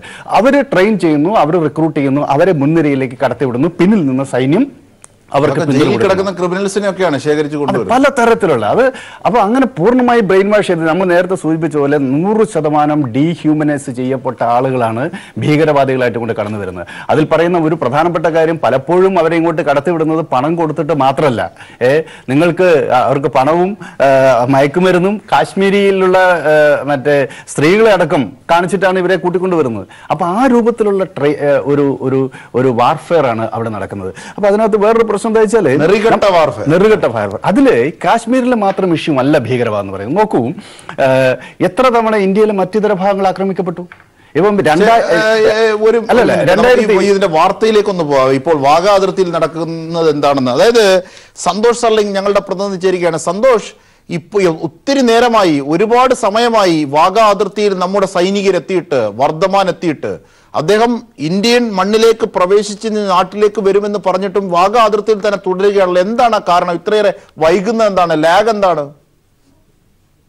ജിംഷാദ്, അതാണ് ഇപ്പോഴും വ്യക്തമല്ലാത്തത്. കാരണം ഇക്കാര്യത്തിൽ ഉറപ്പായും കേന്ദ്ര സർക്കാരിന്റെ ഭാഗത്തു നിന്ന് ഇനി ഔദ്യോഗിക പ്രതികരണം തന്നെ വരേണ്ടിയിരിക്കുന്നു. 4:20 ഈ വാഗ അതിർത്തിയിലേക്ക് വിംഗ് കമാൻഡർ അഭിനന്ദ് വർത്തമാൻ എത്തി എന്നാണ് നമ്മൾ ആദ്യ സമയം അവരുടെ ദൃശ്യങ്ങളൊക്കെ കണ്ടുകൊണ്ട് മനസ്സിലാക്കിയത്. പിന്നീട് നടപടിക്രമങ്ങൾ പൂർത്തിയാക്കി വരികയാണ് എന്ന് സൈനിക വൃത്തങ്ങൾ അറിയിക്കുകയും ചെയ്തു. ഏകദേശം 5:20 പാകിസ്ഥാന്റെ ഭാഗത്തു നിന്നുള്ള ഇമിഗ്രേഷൻ നടപടികൾ പൂർത്തിയായി എന്നാണ് അറിയിച്ചത്. പാകിസ്ഥാൻ ഒരു സാധാരണ ഇന്ത്യൻ പൗരൻ എന്ന രീതിയിലാണ് അദ്ദേഹത്തെ കൈകാര്യം ചെയ്തിരിക്കുന്നത്. പാസ്പോർട്ടിൽ പോലും അദ്ദേഹത്തിന് ഒരു പേജിൽ പാക് വിസിറ്റ് ചെയ്തു എന്ന രീതിയിൽ രേഖപ്പെടുത്തിയിട്ട് ഇമിഗ്രേഷൻ നടപടികൾ പൂർത്തിയാക്കിയാണ് അദ്ദേഹത്തിന്റെ കൈമാറി എന്നാണ് ലഭ്യമായത്. പക്ഷെ അതിനുശേഷം ഇതുവരെ മറ്റ് ഒരു തീരുമാനങ്ങളും അറിയുന്നില്ല. വാഗ ബോർഡറിൽ നിന്ന്, ആ ഗേറ്റിൽ നിന്ന് അദ്ദേഹം പുറത്തേക്കും വന്നിട്ടില്ല. ഇതിനിടയിൽ ചില കേന്ദ്രങ്ങൾ പറയുന്ന അദ്ദേഹം ഇപ്പോഴും വാഗ ഗേറ്റിലേക്ക് എത്തിയിട്ടില്ല എന്നാണ്. അദ്ദേഹം ലാഹോറിൽ തന്നെ ഉണ്ട് എന്ന രീതിയിലുള്ള ചില പ്രചരണങ്ങളും ശക്തമായി ഉണ്ട്. എന്നാൽ ഇതൊന്നിനെ കുറിച്ചും വിദേശകാര്യ മന്ത്രാലയം ഇതുവരെ ഒരു കാര്യവും പറയുന്നില്ല. ഒപ്പമുള്ള ഈ വ്യോമസേനയുടെ പ്രതിനിധികളും ഇതിനെക്കുറിച്ചൊന്നും പറയുന്നില്ല. അതാണ് ഇത്രയേറെ അനിശ്ചിതത്വം നിലനിൽക്കുന്നത്. ഇപ്പോൾ എന്തായാലും ഡൽഹിയിൽ പ്രതിരോധ വൃത്തങ്ങളിൽ നിന്നോ വിദേശകാര്യ മന്ത്രാലയത്തിൽ നിന്നോ വിവരം അറിയാനുള്ള ഒരു ശ്രമമാണ് നടന്നുകൊണ്ടിരിക്കുന്നത്. ഇക്കാര്യത്തിൽ ശരിയാണ്, ഇങ്ങനെയുള്ള കാര്യങ്ങൾക്ക് കമ്മ്യൂണിക്കേഷൻ സാധാരണഗതിയിൽ അങ്ങനെ പെട്ടെന്നൊരു PR വർക്ക് വേണമെന്നല്ല. പക്ഷേ ഈ അതിർത്തിയിൽ, ഈ വാഗ അതിർത്തിയിൽ ഈ സൈനികൻ എത്തുക എന്നത് രാജ്യം മുഴുവൻ ചെവിയോർത്ത് കാതോർത്ത് നിൽക്കുന്ന ഒരു സംഭവമാണ്. അപ്പോൾ വാഗ അതിർത്തിയിൽ സൈനികർ എത്തിയെന്നും ഉറപ്പില്ലേ സന്തോഷേ? ഇപ്പോൾ അങ്ങനെ ഒരു സംശയം ചില ഭാഗങ്ങളിൽ, ചില കേന്ദ്രങ്ങളിൽ നിന്ന് പ്രചരിപ്പിക്കുന്നുണ്ട്. പക്ഷെ അവരെത്തുന്നത് പ്രത്യേക സുരക്ഷയോടുകൂടി വാഹന വ്യൂഹം എത്തുന്നത് നമ്മൾ ദൃശ്യങ്ങളിൽ കണ്ടതാണെന്ന് മാത്രമല്ല, അപ്പോൾ ആ സമയത്ത് തന്നെ ഡിഫൻസ് ട്വീറ്റ് ചെയ്യുകയും ചെയ്തിരുന്നു കോൺവോയ് എത്തി തുടങ്ങിയെന്ന്. എന്നാൽ 1 മണിക്കൂറിന് ശേഷം പേപ്പർ വർക്കുകൾ ഓൾമോസ്റ്റ് പൂർത്തിയാവുന്നതിനുള്ള മറ്റൊരു ട്വീറ്റ് പ്രതിരോധ മന്ത്രാലയത്തിൽ നിന്ന് ഉണ്ടാവുകയൊക്കെ ചെയ്തതാണ്. അപ്പൊ അതുകൊണ്ട് അദ്ദേഹം വാഗാ ബോർഡറിൽ ഉണ്ട് എന്ന് തന്നെയാണ് നമ്മൾ ഏറെക്കുറെ വിശ്വസിക്കുന്നത്. എന്നാൽ ഇപ്പോൾ ഇത്രയേറെ താമസം മടങ്ങിയെത്താൻ എടുക്കുന്നത് കൊണ്ട് മറ്റൊരു കാര്യം പറയുന്നത് അദ്ദേഹം എത്തിയിട്ടുണ്ടോ എന്ന കാര്യമാണ്. 9 മണിയോടുകൂടി മാത്രമേ ഇനി ഔദ്യോഗികമായി കൈമാറുകയുള്ളൂ എന്ന പ്രചരണമുണ്ട്. എന്തായാലും ഇക്കാര്യത്തിൽ ഇനി ഔദ്യോഗിക സ്ഥിരീകരണം വേണം. അതുവരെ നമുക്ക് പറയാൻ കഴിയുന്നത് ഒരു അനിശ്ചിതത്വം നിലനിൽക്കുന്നു എന്ന് തന്നെയാണ്. ഇത്രയേറെ കാലതാമസം ഉണ്ടാകേണ്ട കാര്യമില്ല. അതായത് സന്തോഷ്, അതായത് ഏറ്റവും ഒടുവിലായി പറയേണ്ടത്, കാരണം രാജ്യം മുഴുവൻ പടക്കം പൊട്ടിച്ചും ദേശീയ പതാക ഉയർത്തിയും കാണുകയാണ്. അവരുടെ ആ ഒരു വികാരത്തെ നമുക്ക് അഡ്രസ് ചെയ്യാതിരിക്കാനാവില്ല. അതുകൊണ്ട് ശ്രീ സന്തോഷ്, ഈ സാധാരണക്കാരനായ ഒരു ഡോക്യുമെന്റ് ആണ് അവർ മുമ്പോട്ട് വെക്കുന്ന വർദ്ധമാനെ. അതായത് ഈ പട്ടാളക്കാരനാണെന്നും യുദ്ധ തടവുകാരനായി ആണെന്നും ഉള്ള ഒരു പ്രിവിലേജ് നൽകാതെ, അല്ലെങ്കിൽ അത്തരം ഒരു സംഭവം നൽകാതെ ഒരു സാധാരണക്കാരൻ എന്ന അർത്ഥത്തിലാണ് അദ്ദേഹത്തെ വാഗാ അതിർത്തിയിൽ കൊണ്ടുവന്നിട്ടുള്ളത് അല്ലേ? അല്ല, അദ്ദേഹത്തിന്റെ യാത്രാരേഖകൾ അങ്ങനെയാണ് അവർ തയ്യാറാക്കിയിരിക്കുന്നത്. അദ്ദേഹത്തിന്റെ പാസ്പോർട്ടിൽ അദ്ദേഹം പാകിസ്ഥാൻ വിസിറ്റ് ചെയ്തു എന്ന രീതിയിലാണ് രേഖപ്പെടുത്തി. അങ്ങനെയാണ് ഇമിഗ്രേഷൻ നടപടികൾ പൂർത്തിയാക്കിയത്. ഇന്ത്യയിൽ അത് അങ്ങനെയാണ് അവസാന നിമിഷം വരെ, അവസാന സമയം ഒരു 6:20 നമ്മൾ കേട്ടത്. എന്നാൽ പോലും സാധാരണ രീതിയിൽ ഈ വാഗാ അതിർത്തി വഴി പാകിസ്ഥാനിലേക്ക് പ്രവേശിക്കുന്ന ഒരു പൗരനും ഇത്രയേറെ കാലതാമസം എടുക്കാറില്ല. അല്ല സന്തോഷ്, അത് ഇവിടെ ഇരുന്ന അതിഥികൾ തന്നെ സൂചിപ്പിച്ചതാണ്. അതായത് യഥാർത്ഥത്തിൽ ഇപ്പോൾ സമാധാനത്തിന്റെ പാതയിലേക്ക് പാകിസ്ഥാൻ എത്താൻ നിർബന്ധിതമായ ഒരു സാഹചര്യത്തിൽ ഇദ്ദേഹത്തിന് അവിടെ പിടിക്കപ്പെട്ടതാണെങ്കിൽ ശിക്ഷയൊക്കെ കൊടുക്കേണ്ടി വരും. അങ്ങനെ ശിക്ഷ ഒഴിവാക്കാൻ, അവരുടെ നിയമം അനുസരിച്ച് ശിക്ഷകളൊക്കെ ഒഴിവാക്കാൻ വേണ്ടി നമുക്ക് അനുകൂലമായിട്ടാണ് പാസ്പോർട്ടിൽ അങ്ങനെ വിസിറ്റഡ് എന്ന് എഴുതി ചേർത്തതെങ്കിലോ? തീർച്ചയായും സ്വാഭാവികമായി അങ്ങനെ സംഭവിക്കാം. അതിലൊരു പ്രശ്നമൊന്നും പറയുന്നില്ല. ഞാൻ പറഞ്ഞത് ആ സമയത്തെ ഇമിഗ്രേഷൻ നടപടികൾ അങ്ങനെയാണ് അവർ പൂർത്തിയാക്കിയതെന്നാണ്. അതായത് നമുക്ക് അദ്ദേഹം വാഗാ ബോർഡറിൽ എത്തി എന്നത് സംബന്ധിച്ചുള്ള സൂചനകൾ പ്രതിരോധ മന്ത്രാലയത്തിൽ നിന്ന് ലഭിച്ചത് അങ്ങനെയാണ്. അവർ പറഞ്ഞത് ആ സമയത്ത് പറഞ്ഞു അദ്ദേഹം വാഗാ ബോർഡറിൽ എത്തിയിട്ടുണ്ട്, ഇപ്പൊ നടപടിക്രമങ്ങൾ, ഇമിഗ്രേഷൻ നടപടികൾ പാകിസ്ഥാൻ ഇങ്ങനെയാണ് പൂർത്തിയാക്കിയത്, അതിനുശേഷം അത് നമുക്ക് ലഭിച്ചു, ഇനി നമ്മളാണ് നടപടിക്രമങ്ങൾ പൂർത്തിയാക്കേണ്ടത് എന്ന്. അത് ഞാൻ നടപടിക്രമങ്ങളാണ് പറഞ്ഞത്. അതിലേതെങ്കിലും ഒരു തെറ്റോ പ്രശ്നമോ ഒന്നല്ല. കാരണം അതിൽ നയതന്ത്രപരമായി ഇവർ ചൂണ്ടിക്കാണിക്കുന്നത് ചിലപ്പോൾ ശരി തന്നെയായിരിക്കാം. കാരണം ഇന്ന് വലിയൊരു അനിശ്ചിതത്വം ഉണ്ടായത് ഇസ്ലാമാബാദ് കോടതിയിൽ ഇദ്ദേഹത്തിനെ കൈമാറുന്നതിനെതിരെ കേസ് വന്നതാണ്. യുദ്ധ കുറ്റവാളിയായി അദ്ദേഹത്തെ വിചാരണ ചെയ്യണം എന്ന ആവശ്യം ഉയർത്തിക്കൊണ്ട് ഹർജി വരികയും ചെയ്തു. പക്ഷെ അത് കോടതി തള്ളിക്കളഞ്ഞു. അതിനുശേഷമാണ് റാവൽപിണ്ടിയിൽ നിന്ന് അദ്ദേഹത്തെ വഹിച്ചുള്ള വിമാനം പൊങ്ങിയത് തന്നെ. സ്വാഭാവികമായും പാകിസ്ഥാനിൽ അങ്ങനെ ഒരു ആവശ്യം നിലനിൽക്കുന്നുണ്ട്. അത് മറികടക്കാനായിരിക്കും അങ്ങനെ ചെയ്തത്. എന്നാൽ പോലും അദ്ദേഹം ഇത്രയേറെ താമസിക്കുന്ന എന്തിനാണെന്നാണ് മനസ്സിലാകാത്തത്. അജിംഷാ, ശരിയാണ്. ഈ ഘട്ടത്തിൽ വർദ്ധമാന്റെ കാര്യം രാജ്യം മുഴുവൻ ഉറ്റുനോക്കുന്നത് കൊണ്ടാണ് നമ്മൾ അതിലേക്ക് പോയത്. ചർച്ചയിലേക്ക് തന്നെ തുടർന്നാൽ പി ജെ വിൻസെന്റ്, താങ്കൾ സൂചിപ്പിച്ചു വന്നത് രാജ്യത്തിന്റെ വിവിധ ഭാഗങ്ങളിൽ ഇത്തരത്തിൽ തീവ്രവാദ ആക്രമണങ്ങൾ നടത്തുന്നുണ്ട്, വിഘടനവാദങ്ങൾ നടത്തുന്നവരുമുണ്ട്. അതിൽ നിന്ന് എന്താണ് കാശ്മീർ എങ്ങനെയാണ് വ്യതിരിക്തമാകുന്നത്? അതാണ് താങ്കൾ പറഞ്ഞുകൊണ്ട് വന്നത്.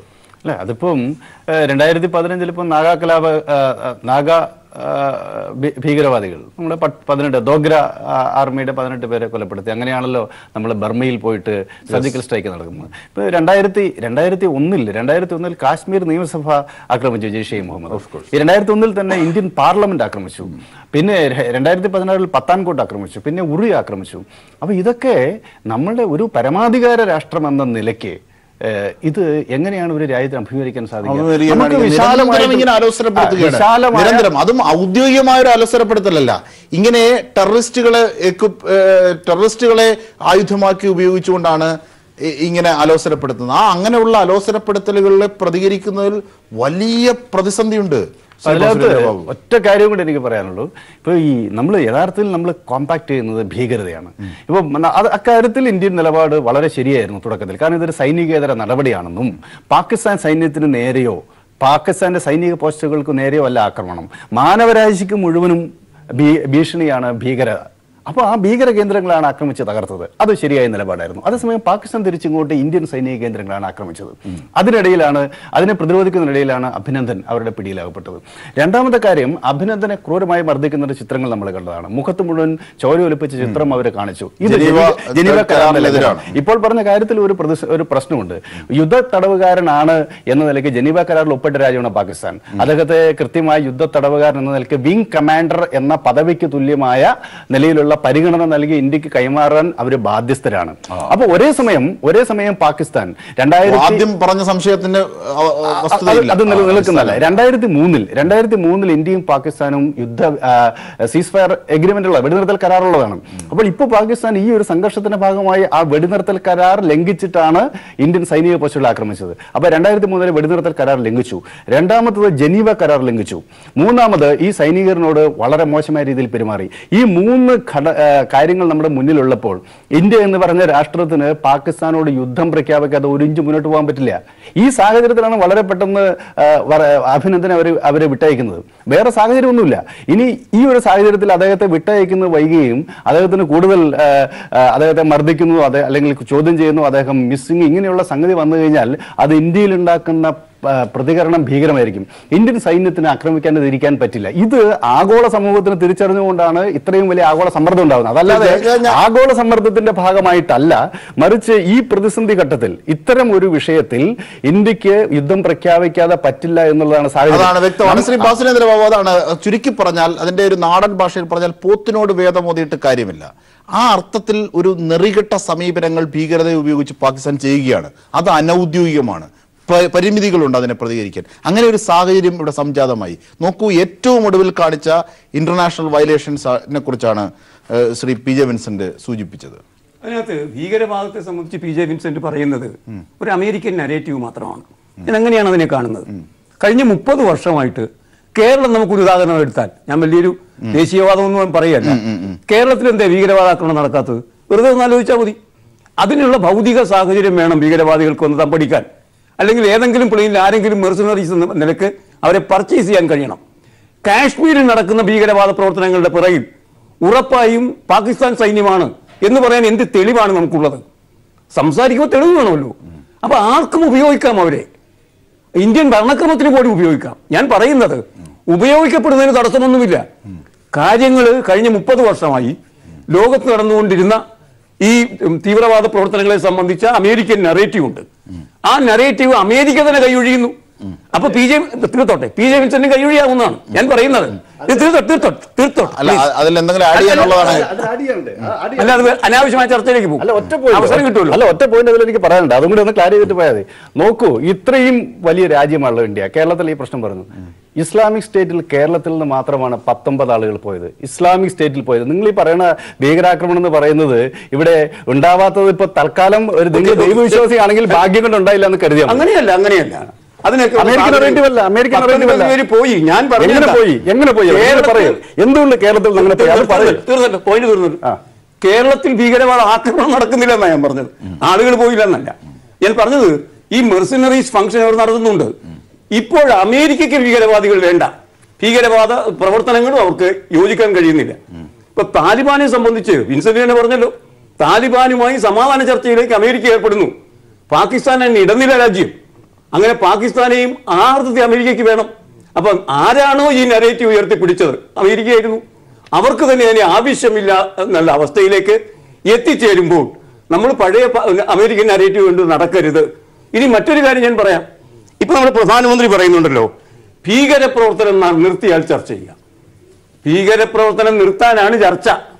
ഭീകരപ്രവർത്തനം നിർത്തിയാൽ ചർച്ച ചെയ്യാമെന്ന് പറഞ്ഞാൽ ചർച്ചയുമില്ല, ഭീകര പ്രവർത്തനവുമില്ല. ഡെഡ് ലോക്കാണ് ഇവർക്കൊക്കെ ആവശ്യം.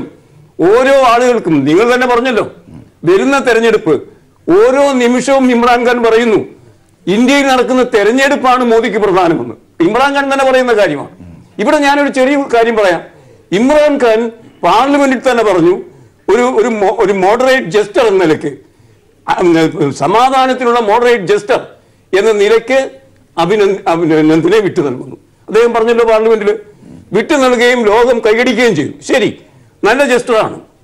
പുൽവാമ കഴിഞ്ഞപ്പോൾ ഇന്ത്യയിൽ സംഭവിച്ചത് എന്താ? ജയ്പൂർ എന്ന് പറഞ്ഞൊരു ജയിലുണ്ടല്ലോ, ആ ജയിലിൽ ഒരു പാകിസ്ഥാനിയെ ബാക്കി തടവുകാർ എറിഞ്ഞു കൊല്ലുകയാണല്ലോ ചെയ്തത്. ആരാണ് ഭേദം സാർ? ഞാൻ പറയുന്നത് അഭിനന്ദനെ വിട്ടുതരുന്നു. ഒപ്പം അതേ സാഹചര്യത്തിൽ തടവിൽ കഴിഞ്ഞൊരു പാകിസ്ഥാനെ അദ്ദേഹം അതിർത്തി ലംഘിച്ചു പോയതാണ്. ജീവർദ്ധൻ തടവിലുള്ള ആളാണ്, അയാളെ എറിഞ്ഞു കൊല്ലുന്നു ദേശീയതയുടെ പേരിൽ. ഇതാണ് നടക്കുന്നത് കാര്യങ്ങൾ. ഇതൊക്കെ അതിൻ്റെയൊക്കെ വ്യത്യസ്തത കാണുന്നത് നല്ലതാണ്. ഞാൻ പറയുന്നത് ഇന്ത്യൻ പ്രധാനമന്ത്രി പാകിസ്ഥാൻ പ്രധാനമന്ത്രി പറയുന്നതും ഒരു നിലപാടെടുത്താൽ തീരാവുന്ന കാര്യങ്ങളാണ് ഇവിടെ ഉള്ളത്. ഭീകരവാദം തീർക്കണമെങ്കിൽ ചർച്ച എന്ന് പകരം തീർന്നാൽ ചർച്ച, തീർത്തതിന് ശേഷം ചർച്ച ചെയ്തിട്ട് കാര്യമില്ലല്ലോ. ചർച്ച തീർക്കാനുള്ളതാണെങ്കിൽ വ്യത്യസ്തമായ സമീപനം വേണം.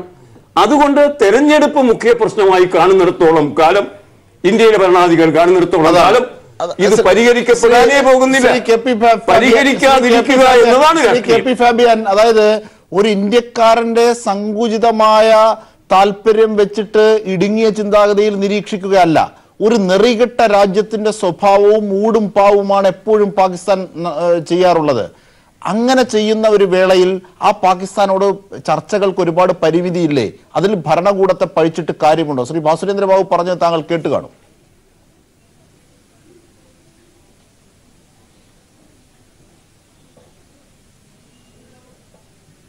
ശ്രീ ഫാബിയൻ താങ്കളോടാണ്. Thank you. ഞാൻ പറയാൻ ആഗ്രഹിക്കുന്ന ഇതാണ്, വിംഗ് കമാൻഡർ അവർ റിലീസ് ചെയ്യാൻ തീരുമാനിച്ചപ്പോൾ നമുക്ക് ഒരു ഓപ്ഷൻ ഉണ്ടായിരുന്നു. പ്രൈം മിനിസ്റ്റർ മോദിക്ക് പ്രൈം മിനിസ്റ്റർ ഇമ്രാൻ ഖാനോട് സംസാരിക്കാമായിരുന്നു. Thank you Imran for releasing our wing commander. Now give us a chance to thank you again by taking action against Jaish-e-Mohammed. That option we had, and we have not exercised it. As I said, we have this rigid approach. I won't talk to you unless you do ABC. No, that is not good diplomacy. Diplomacy is keeping in touch, and it is the art of persuading. And that, I am sorry to say, that we haven't exercised that option. Sri Raji Lucas, ശരിയാണത്.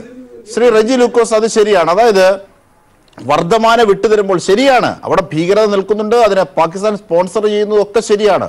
പക്ഷേ വർദ്ധമാനെ വിട്ടുതരുമ്പോൾ ഒരു thanks പറയുക എന്നതിന് പകരം ഒരു വളരെ കാർക്കശ്യമുള്ള ഒരു കാരണവരുടെ സമീപനം Indian ഭരണകൂടം ചെയ്യുന്നത് ശരിയല്ല എന്നാണ്. അത് നയതന്ത്രപരമായ വഴക്കമല്ല എന്നതാണ് ശ്രീ കെ പി ഫാബിയൻ നിരീക്ഷിച്ചത്. അത് ശരിയുമാണ്. ഒരു ഭരണകൂടവും ഭരണത്തലവനും എപ്പോഴും അങ്ങനെ സങ്കുചിതമായല്ല ചിന്തിക്കേണ്ടത്. ഒരു രാജ്യ താല്പര്യത്തെ മുഴുവൻ സാംശീകരിക്കുന്ന പൊതു സ്വഭാവം അതിനുണ്ടാകണം. അതിൽ സമാധാനം ഉണ്ടാകണം, അതിൽ ഗാന്ധിയൻ ആശയങ്ങൾ ഉണ്ടാകണം, അതിൽ ബുദ്ധൻ ഉണ്ടാകണം, അതിൽ പഞ്ചശീലങ്ങൾ ഉണ്ടാകണം. അങ്ങനെ ഉണ്ടായോ? വർദ്ധമാനെ വിട്ടുതരുമ്പോൾ ഒരു താങ്ക്സ് പറഞ്ഞാൽ ഇനിയും അത്തരത്തിൽ താങ്ക്സ് പറയാൻ ഒരു സാഹചര്യം ഉണ്ടാക്കാൻ പാകിസ്ഥാനെ നിർബന്ധിതമാക്കുകയല്ലേ ചെയ്യൂ എന്നാണ് ഫാബിയൻ നിരീക്ഷിച്ചത്. അല്ല, തീർച്ചയായിട്ടും അവിടെ താങ്ക്സ് പറയാത്തതിന്റെ കാരണം, അതായത് അനാവശ്യമായിട്ട് ഇന്ത്യൻ ജനതയുടെ മുമ്പിൽ ഈ രാജ്യസ്നേഹം എന്ന് പറയുന്ന ഒരു വികാരം, രാജ്യസ്നേഹ വികാരങ്ങൾ കുത്തിവെക്കേണ്ട കാര്യമുണ്ടോ? ഇന്ത്യയിലെ ജനങ്ങൾ മുഴുവൻ രാജ്യസ്നേഹികളല്ലേ? ഞാൻ ഈ കഴിഞ്ഞ ദിവസം പാകിസ്ഥാനുണ്ടായ പോസിറ്റീവായിട്ടുള്ള ഒരു കാര്യത്തോട് പറയാം. ലോകം മുഴുവനും വാർത്ത വന്നു. എന്താ അറിയോ? പാകിസ്ഥാനിലെ പല നഗരങ്ങളിലും അവിടുത്തെ യുവാക്കളല്ലാത്ത ആൾക്കാർ പ്രകടനം നയിച്ചു, പ്ലാക്കാർഡും പിടിച്ചുകൊണ്ട് അഭിനന്ദനെ ഇന്ത്യക്ക് വിട്ടുകൊടുക്കണം, ഞങ്ങൾ യുദ്ധം ആഗ്രഹിക്കുന്നില്ല. അത് തന്നെയല്ല, പാകിസ്ഥാന്റെ പാർലമെന്റ് ഭയപ്പെട്ടാണോ അല്ലെങ്കിൽ അമേരിക്കയുടെ സൗദിയുടെ ഒക്കെ സമ്മർദ്ദം കൊണ്ടാണോ എന്തായാലും ആട്ടെ, പാകിസ്ഥാൻ പാർലമെന്റ് കൈയടിച്ചുകൊണ്ടാണ് പാസ്സാക്കിയത് അഭിനന്ദൻ വർദ്ധമാനെ ഇന്ത്യക്ക് വിട്ടുകൊടുക്കണമെന്നുള്ളവരും. അപ്പൊ അത്ര ഗുഡ് സൈൻ അല്ല നമ്മുടെ മുന്നിലുള്ളപ്പോഴും ഭയന്നിട്ടാണെങ്കിൽ പോലും ഇന്ത്യയുടെ ചരിത്രപരമായിട്ടുള്ള ഒരു നിലപാടുണ്ട്, നമ്മളെ പഠിപ്പിച്ചിരിക്കുന്ന ഒരു സൈദ്ധാന്തിക നിലപാടുണ്ട്. ഇന്ത്യൻ കൾച്ചർ എന്താ അറിയോ? ശത്രുവിനെ പോലും ആദരവോടുകൂടി അംഗീകരിക്കണം എന്നാണ് ഇന്ത്യൻ ഫിലോസഫി നമ്മളെ പഠിപ്പിക്കുന്നത്. അപ്പൊ പിന്നെ എന്തുകൊണ്ടാണ് കേന്ദ്ര ഗവൺമെന്റ് ഇത്ര നിഷേധകരമായ സമീപനം സൃഷ്ടിക്കാനുള്ള കാരണം എന്തുകൊണ്ടാണ്? അപ്പോഴാണ് നമ്മൾ 20 ദിവസത്തിന് പുറകിലേക്ക് പോകേണ്ടത്. പുൽവാല ആക്രമണത്തിൽ നമ്മുടെ 44 ജവാന്മാർ വീരമൃത്യു അടഞ്ഞതിനെ കുറിച്ച് ഇന്ത്യൻ ജനതയ്ക്കും പ്രതിപക്ഷത്തിനും ഈ രാജ്യത്തെ ജനാധിപത്യത്തിൽ വിശ്വസിക്കുന്ന മുഴുവൻ ആൾക്കാർക്കും പല സംശയങ്ങളുണ്ട്. പല സംശയങ്ങളുണ്ട്. കാരണം കാശ്മീർ ഗവർണർ വരെ മുന്നറിയിപ്പ് കൊടുത്താണ്, അതിന് വ്യക്തമായ മറുപടി പറഞ്ഞിട്ടില്ല. അതുപോലെ അന്തർദേശീയ തലങ്ങളിൽ നമ്മൾ നേടിയിരിക്കുന്ന മേൽക്കൈയെ മുഴുവൻ നാണം കെടുത്തിക്കൊണ്ടല്ലേ ഈ മിറാഷ് വിമാനങ്ങളുടെ അറ്റാക്കിനെ കുറിച്ച് ഇപ്പോൾ വാർത്താമാധ്യമങ്ങൾ വരുന്നത്. എന്താണ് ഈ കേന്ദ്ര ഗവൺമെന്റ് ഉത്തരവാദിത്വമല്ലേ? അൽ ജസീറ, BBC, CNN പോലെയുള്ള അന്താരാഷ്ട്ര മാധ്യമങ്ങളിലെ മാധ്യമപ്രവർത്തകരെ അവരാ പ്രദേശം ആ കുന്നിന്റെ മുകളിൽ കൊണ്ടുപോയി ഈ പ്രദേശം കാണിച്ചു, അവരെ നേരിട്ട് കാണിച്ചു. ഇവിടെ വർഷങ്ങൾക്ക് മുമ്പ് ഇവിടുത്തെ തീവ്രവാദി ക്യാമ്പുകൾ മാറിയെന്നും ഇപ്പൊ ഇവിടെ മദ്രസ മാത്രമുള്ളതും ഇന്ത്യ വെറുതെ അവകാശവാദം ഉന്നയിക്കുകയാണെന്നും അന്താരാഷ്ട്ര തലത്തിൽ പാകിസ്ഥാനെ കുറ്റപ്പെടുത്താനായിട്ട് വെറുതെ ഒരു ബോംബാക്രമണം നടത്തിയതാണെന്നും അവര് അന്തർദേശീയ മാധ്യമങ്ങളെ ബോധ്യപ്പെടുത്താൻ ശ്രമിച്ചപ്പോൾ എന്തുകൊണ്ട് നാം കൗണ്ടർ ചെയ്തില്ല? ഈ രാജ്യം ഇതുവരെ ലോകത്തിന്റെ മുമ്പിൽ ഇങ്ങനെ ഒരു സ്ട്രൈക്ക് നടത്തി 300 തീവ്രവാദികളെ കൊല ചെയ്തെങ്കിൽ ഈ ആക്ഷേപത്തിനെതിരെ എന്തുകൊണ്ട് ഇന്ത്യ ഒരു തെളിവ് കാണിക്കുന്നില്ല? അവിടാണ് ഈ ജനങ്ങളും ഇന്ത്യയിലെ പ്രതിപക്ഷം ഉന്നയിക്കുന്ന ചില ചോദ്യങ്ങൾ തെരഞ്ഞെടുപ്പ് മുൻപിൽ കണ്ടുകൊണ്ട് നമ്മളെ ഭരിക്കുന്ന BJP എന്ന് പറയുന്ന രാഷ്ട്രീയ പ്രസ്ഥാനം എന്തിന്റെയൊക്കെയോ പുറപ്പാടാണ്. അതുകൊണ്ടാണ് ബഹുമാനപ്പെട്ട നരേന്ദ്രമോദി പ്രധാനമന്ത്രി ശ്രീ ജ്യോതിർഗമയ അജയകുമാർ, അതായത് ഒരു രണ്ടാം സർജിക്കൽ സ്ട്രൈക്ക് നടത്തുന്നു. അവിടെ ഏറ്റവും സൂക്ഷ്മമായി പൗരന്മാരെ ഒന്നും അറ്റാക്ക് ചെയ്യാതെ കൃത്യമായി കാട്ടിലുള്ള ജയ്ഷെ മുഹമ്മദിന്റെ ഭീകരതാവളം ആക്രമിക്കുന്നു. 300ഓളം പേർ മരിച്ചിട്ടുണ്ടാകാം എന്ന് പറയുന്നു. ആ വ്യക്തതയില്ല, കാരണം എയർ സ്ട്രൈക്കാണല്ലോ ഉണ്ടാകുന്നു. ഇങ്ങനെ ഉണ്ടാകുമ്പോൾ അതിലെ കൃത്യത എവിടെ? അതിനെ ഒരുപക്ഷെ ഒരു പ്രൊപ്പഗൻഡയായി സ്വീകരിച്ചുകൊണ്ട് പാകിസ്ഥാൻ ഒരുപക്ഷെ അത് അങ്ങനെയല്ല സംഭവിച്ചത്, ഇങ്ങനെയാണ് സംഭവിച്ചതെന്ന് സൈന്യത്തിന്റെ വേർഷൻ പ്രചരിപ്പിക്കാം. അതിൽ നാം വീണിട്ട് എന്തുകൊണ്ട് സൈന്യം ഇങ്ങനെ ചെയ്തില്ല, എന്തുകൊണ്ട് ഈ തരത്തിലായിരുന്നില്ലേ വേണ്ടത് എന്നൊക്കെ ഇവിടെ പറയാൻ പറ്റുമോ? കാരണം ഭീകരതയാണ് അവർ ആയുധമാക്കിയിരിക്കുന്നത്. എല്ലാം അനിശ്ചിതത്വങ്ങളിലാണ് കാര്യങ്ങൾ അവർ പടുത്തുയർത്തിയിരിക്കുന്നത്. അങ്ങനെയുള്ള സമയത്ത് ഒരു ഭരണകൂടത്തിന് ഇന്ത്യ എന്ന നിലയിൽ പരിമിതിയുണ്ട് എന്നാണ് എൻ്റെ വാദം. അല്ല, ഇതിനകത്ത് റെജി ലൂക്കോസ് പറഞ്ഞ കാര്യം ന്യായമായിട്ടും എല്ലാവരുടെ മനസ്സിലുള്ള സംശയമാണ്. പക്ഷേ ഇന്ത്യയിൽ ഞാൻ പറഞ്ഞ അത് ആരും ഉന്നയിച്ചിട്ടില്ല. ഞാൻ പറഞ്ഞത് അത് ആരും ഉന്നയിച്ചിട്ടില്ല. മനസ്സിലാക്കേണ്ട വിഷയം എന്ന് പറഞ്ഞാൽ അതിനെ ഉന്നയിച്ചിട്ടില്ല. അതാണ് പ്രതിപക്ഷ കക്ഷികൾ അത് ആത്മസമ്മേളനം നടത്തി ഈ സംശയങ്ങൾ ഉള്ളിൽ ഉണ്ടായാലും ആരും സംസാരിച്ചില്ല. ഒരു മിനിറ്റ്, പാകിസ്ഥാനിലുള്ള ഡോൺ ആയാലും ഇന്റർനാഷണൽ നിലയിലുള്ള അൽ ജസീറ ആയാലും ഒക്കെ ഈ പാകിസ്ഥാന്റെ ഈ വേർഷൻ ഇങ്ങനെ ഫോട്ടോ എടുത്ത് പ്രചരിപ്പിക്കുന്നു. CNN, BBC ഉൾപ്പെടെ ഞാൻ കണ്ടതാണ്. അവരെല്ലാം ഈ ഇതിനെ സംശയദൃഷ്ടിയോടെ വീക്ഷിക്കുന്നു. പക്ഷെ വിഷയം രാജ്യത്തിനകത്ത് ഒരാളും പറഞ്ഞില്ല എന്നുള്ളതാണ്. പക്ഷേ അവിടെ എന്ത് ചെയ്തു? പ്രധാനമന്ത്രി നരേന്ദ്രമോദിയും അമിത്ഷായും ഈ പറഞ്ഞ പല യെദ്യൂരപ്പ പോലുള്ള ആളുകൾ അവരതിനെ വൈകാരികമായ തലത്തിൽ മാത്രം നിർത്തി. ഒരിക്കലും അതാണ് ഏറ്റവും വലിയ ഇമ്പോർട്ടന്റ് കാര്യം. വൈകാരികമായ തലത്തിൽ ഈ ഇഷ്യൂ നിർത്തുക, ഫേസ്ബുക്കിലും നവമാധ്യമങ്ങളും മറ്റുള്ള പ്രചരണം നടത്തുക, ഞാൻ എന്തോ ഒരു വലിയ ഹീറോയിസം കാണിച്ചു. താങ്കൾക്ക് സംസ്കൃതം അറിയാവുന്ന ആളാണല്ലോ. യഥോ രാജ തഥോ പ്രജ എന്നാണ്. ഈ തെരഞ്ഞെടുപ്പ് മുന്നിൽ കണ്ട് മാത്രം മോദിക്ക് അത്തരത്തിൽ പൊത്താനെ പിടിക്കുന്ന ഒരു സ്വഭാവം ഉണ്ട് എന്ന് പക്ഷേ ഈ രാജ്യത്തെ ജനങ്ങൾ ഭൂരിപക്ഷവും അത്തരം ഒരു വികാരമാണ് അദ്ദേഹത്തിന്റെ മേൽ സമ്മർദ്ദമായി ചെലുത്തുന്നത്. അപ്പോൾ അദ്ദേഹം അത് പറയാൻ നിർബന്ധമായി. എങ്ങനെയാണോ പ്രജകൾ അതനുസരിച്ച് രാജാവാകുമെങ്കിൽ എങ്ങനെയാണോ രാജാവ് അതനുസരിച്ച്. അതുകൊണ്ട് തന്നെ ഒരു ആത്മസമ്മേളനത്തിന്റെ ഒരു നിലപാടായിരുന്നു നമ്മുടെ മുൻ ഗവൺമെന്റ് എല്ലാം എടുത്തത്. ഒരു രാജാവിനെ രൂപപ്പെടുത്തുന്ന അതാണ് ഞാൻ പറഞ്ഞത്. ഇവിടെ ഇപ്പോൾ എന്താ സംഭവിച്ചു പറഞ്ഞാൽ ആത്മസമ്മേളനത്തിന്റെ ഒരു ഫീലിംഗിലാണ് ഇന്ന് പ്രതിപക്ഷ കക്ഷികൾ. സാധാരണ ഇന്നും വ്യത്യസ്ത നിലപാടാണ്. ഗവൺമെന്റ് സംയമനം പാലിക്കുകയും പ്രതിപക്ഷം വിമർശിക്കുകയും അലിഗേഷൻ ഉന്നയിക്കുകയും ചെയ്യുന്ന സമയത്ത് ഇപ്പോൾ പ്രധാനമന്ത്രി ഭരിക്കുന്ന കക്ഷി അലിഗേഷനുമായി വിടുകയാണ് പരസ്യമായിട്ട്. അപ്പൊ പ്രതിപക്ഷത്തിനെതിരെ നിങ്ങൾ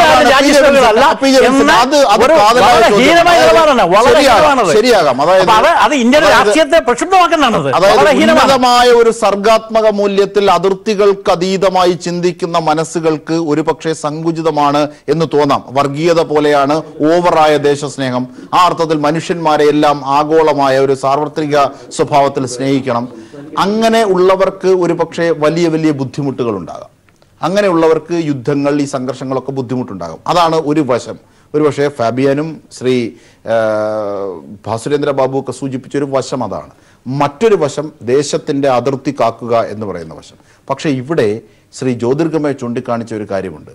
ഈ അതിർത്തിയിൽ ഇത്തരം സംഘർഷങ്ങൾ നടക്കുമ്പോൾ തെരഞ്ഞെടുപ്പിനെ മുന്നിൽ കണ്ടുകൊണ്ടുള്ള ഒരു നീക്കം ഭരണകക്ഷിയുടെ ഭാഗത്ത് നിന്ന് രൂപപ്പെടുകയാണ്. അത് ഭൂഷണമാണോ? അതിനുവേണ്ടി ഈ സംഘർഷത്തെ മുഴുവൻ പെരുപ്പിച്ച് നിർത്താനുള്ള ഒരു സ്വഭാവം ഭരണകൂടത്തിന്റെ ഭാഗത്തുനിന്നുണ്ടാകുന്നു. അത് ശരിയല്ല എന്ന് വിമർശിച്ചാൽ എങ്ങനെയാണ് രാജ്യവിരുദ്ധമാവുക? തീർച്ചയായിട്ടും അത് ശരിയാണ്. ഇപ്പം നമ്മളിതിനെ അഭിമുഖീകരിക്കുമ്പോഴൊരു പ്രശ്നം എന്താ വെച്ചാൽ ആധുനിക ലോകത്തിൽ ഇപ്പോഴും the most legitimate political ideology of our times അത് നാഷണലിസമാണ്. ദേശീയതയാണ് ഇന്ന് ലോകത്തിലെ ഏറ്റവും പവർഫുൾ ആയിട്ടുള്ള ഏറ്റവും ലെജിറ്റിമേറ്റഡ് ആയിട്ടുള്ള ഒരു പൊളിറ്റിക്കൽ ഐഡിയോളജി. അതുകൊണ്ട് നാഷണലിസത്തെ നമുക്ക് തള്ളിക്കളയാൻ പറ്റില്ല. അതിനെ നമുക്ക് whether it is good or bad, it's a reality, we have to face the reality. രണ്ടാമത്തെ പ്രശ്നം നോക്കൂ, പാകിസ്ഥാനിൽ എപ്പോൾ ഭരണ പ്രതിസന്ധി ഉണ്ടായാലും അതിർത്തിയിൽ സംഘർഷം ഉണ്ടാവും, ഇന്ത്യയിൽ ഭീകരാക്രമണം ഉണ്ടാവും. ശരിയാണ്. ഇന്ത്യയിലും ഇതുപോലെ തന്നെ ഇവിടെ എപ്പോഴെങ്കിലും തെരഞ്ഞെടുപ്പ് വന്നു കഴിഞ്ഞാൽ അല്ലെങ്കിൽ ഇവിടെ ഒരു രാജ്യത്തിനകത്ത് വേറെന്തെങ്കിലും ഒരു വലിയ സമരമോ വലിയ ഇഷ്യൂ വന്നു കഴിഞ്ഞാൽ ഉടനെ തന്നെ അതിർത്തിയിൽ സംഘർഷം ഉണ്ടാവും. യഥാർത്ഥത്തിൽ ഇന്ത്യയിലും പാകിസ്ഥാനും അങ്ങോട്ടും ഇങ്ങോട്ടും ഉപയോഗിക്കുക. നിങ്ങൾ പാകിസ്ഥാനിൽ നോക്കുക, പാകിസ്ഥാനിൽ എപ്പോൾ പ്രതിസന്ധി ഉണ്ടായാലും അവർ ആദ്യം ഇന്ത്യ ആക്രമിക്കും. ഇതേ സംഗതി ഇന്ത്യയിലുണ്ട്. അപ്പോൾ ഇന്ത്യയിലെയും പാകിസ്ഥാന്റെയും ഭരണവർഗത്തിന്റെ താല്പര്യങ്ങളുമായി ബന്ധപ്പെട്ട് തന്നെയാണ് ഒരു പരിധിവരെ ഈ സംഘർഷങ്ങൾ മുന്നോട്ട് പോകുന്നത്. പക്ഷേ നമ്മൾ ഭീകരതയെ അല്പം വ്യത്യസ്തമായ രൂപത്തിൽ കാണുന്നുള്ള അഭിപ്രായം എനിക്കുണ്ട്. ഇപ്പോൾ ഡയലോഗിന്റെ സാധ്യതയെക്കുറിച്ച് ഫാബിയൻ പറഞ്ഞു, ഈ പാനലിൽ എല്ലാവരും പറഞ്ഞു, തീർച്ചയായിട്ടും ചെയ്യണം. ഒരു വലിയ കാര്യം എനിക്ക് സൂചിപ്പിക്കാനുള്ളത്, 2007 മുഷറഫ് മൻമോഹൻ ധാരണ ഒരു എഗ്രിമെന്റിന്റെ അടുത്തോളം എത്തി എന്ന് പറഞ്ഞ് വിക്കിലീക്സ് പുറത്തുവിട്ടു. 2009 ഇന്ത്യ സന്ദർശിച്ച അമേരിക്കൻ കോൺഗ്രസിന്റെ ഒരു പ്രതിനിധി സംഘത്തോട് മൻമോഹൻ സിംഗ് പറഞ്ഞത് ഒരു ധാരണ എത്തി. 4 കാര്യങ്ങളെ ബേസ് ചെയ്തിട്ട് ആ ധാരണ ഉണ്ടായത്. ഒന്ന്, കാശ്മീരിന്റെ demilitarisation. 2, maximum autonomy to Kashmiri people. 3, അതിർത്തികൾക്കപ്പുറം, അതിർത്തി ലൈൻ ഓഫ് കൺട്രോൾ ഒന്നും വേണ്ട, കാശ്മീരിനെ മുഴുവനും അങ്ങോട്ടും ഇങ്ങോട്ടും ആളുകൾക്ക് പോകാനും വരുവാനുള്ള സാഹചര്യം ഉണ്ടാക്കുക. 4, ജോയിന്റ് കൺട്രോൾ ഓഫ് ദ റിഷീം. ആദ്യമായി കാശ്മീരിലെ 5 ഘടകങ്ങൾ, ലഡാക്ക്, കാശ്മീർ വാലി, ജമ്മു, ഗിൽജിത് ബാൾട്ടിസ്ഥാൻ മേഖല, പാക് ഒക്കുപ്പൈഡ് കാശ്മീർ, ഈ 5 ഭയങ്ങളെയും ഒറ്റ യൂണിറ്റായി കണ്ട് കാശ്മീരികളെ വിശ്വാസത്തിലെടുത്തൊരു ധാരണ രൂപപ്പെടുത്തി. പക്ഷെ അത് എഗ്രിമെന്റിലേക്ക് പോയില്ല. പക്ഷേ 1989 ഈ കാശ്മീരി ഇൻസർജൻസി ആരംഭിച്ചതിന് ശേഷം കാശ്മീർ വാലിയിൽ ഏറ്റവും സമാധാനം നിലനിന്ന വർഷം 2007-2008 ആണ്. അപ്പോൾ അതുകൊണ്ട് നയതന്ത്രത്തിനുള്ള അനന്ത സാധ്യതകളുണ്ട്. ഞാൻ പറയുന്നത് പക്ഷേ വേറെ കാര്യം കൂടി നമ്മൾ കാണണം. നവാസ് ഷെരീഫും വാജ്പേയിയുമായി ഷേഖാൻഡ് കൊടുക്കുന്ന സമയത്താണ് കാർഗിലിൽ കയറിയെത്തിയത്. അതും ശരിയാണ്. അപ്പൊ അതിന് ഞാൻ പറയുന്നത് പാകിസ്ഥാൻ ഇപ്പം മുന്നോട്ട് വയ്ക്കുന്ന രാഷ്ട്രമാവണമല്ലോ, സ്വഭാവം. പാകിസ്ഥാൻ ഫാബിയൻ വളരെ ചുരുക്കി സമയപരിമിതി ഉള്ളതുകൊണ്ട് ഈ കശ്മീർ ജനതയെ വിശ്വാസത്തിലെടുത്തുകൊണ്ട് ഒരു നീക്കം, അത് മാത്രമാണ് അതിർത്തിയിൽ സംഘർഷം കുറയ്ക്കാൻ ഉതകുന്ന ഒന്ന് എന്നതാണ് ഇവിടെ നിരീക്ഷിക്കുന്നവർ ഒക്കെ നിരീക്ഷിച്ചത്.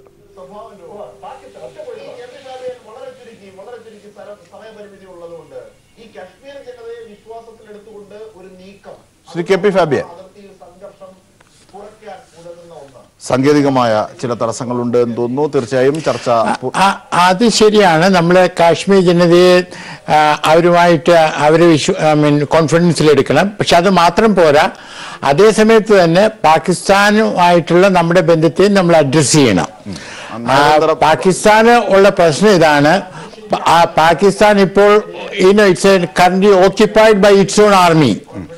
അപ്പൊ ആ പ്രശ്നമുണ്ട്, അതും നമ്മൾ അഡ്രസ് ചെയ്യണം. രണ്ട് തലത്തിലും നയതന്ത്രത്തിനുള്ള സ്പേസ് ഉണ്ട്, അത് ഉപയോഗിക്കണമെന്ന് തന്നെയാണ് പറയുന്നത്. സമാധാനം പുലരാൻ തീർച്ചയായും ചർച്ചയിൽ പങ്കെടുത്തവർക്കൊക്കെ നന്ദി.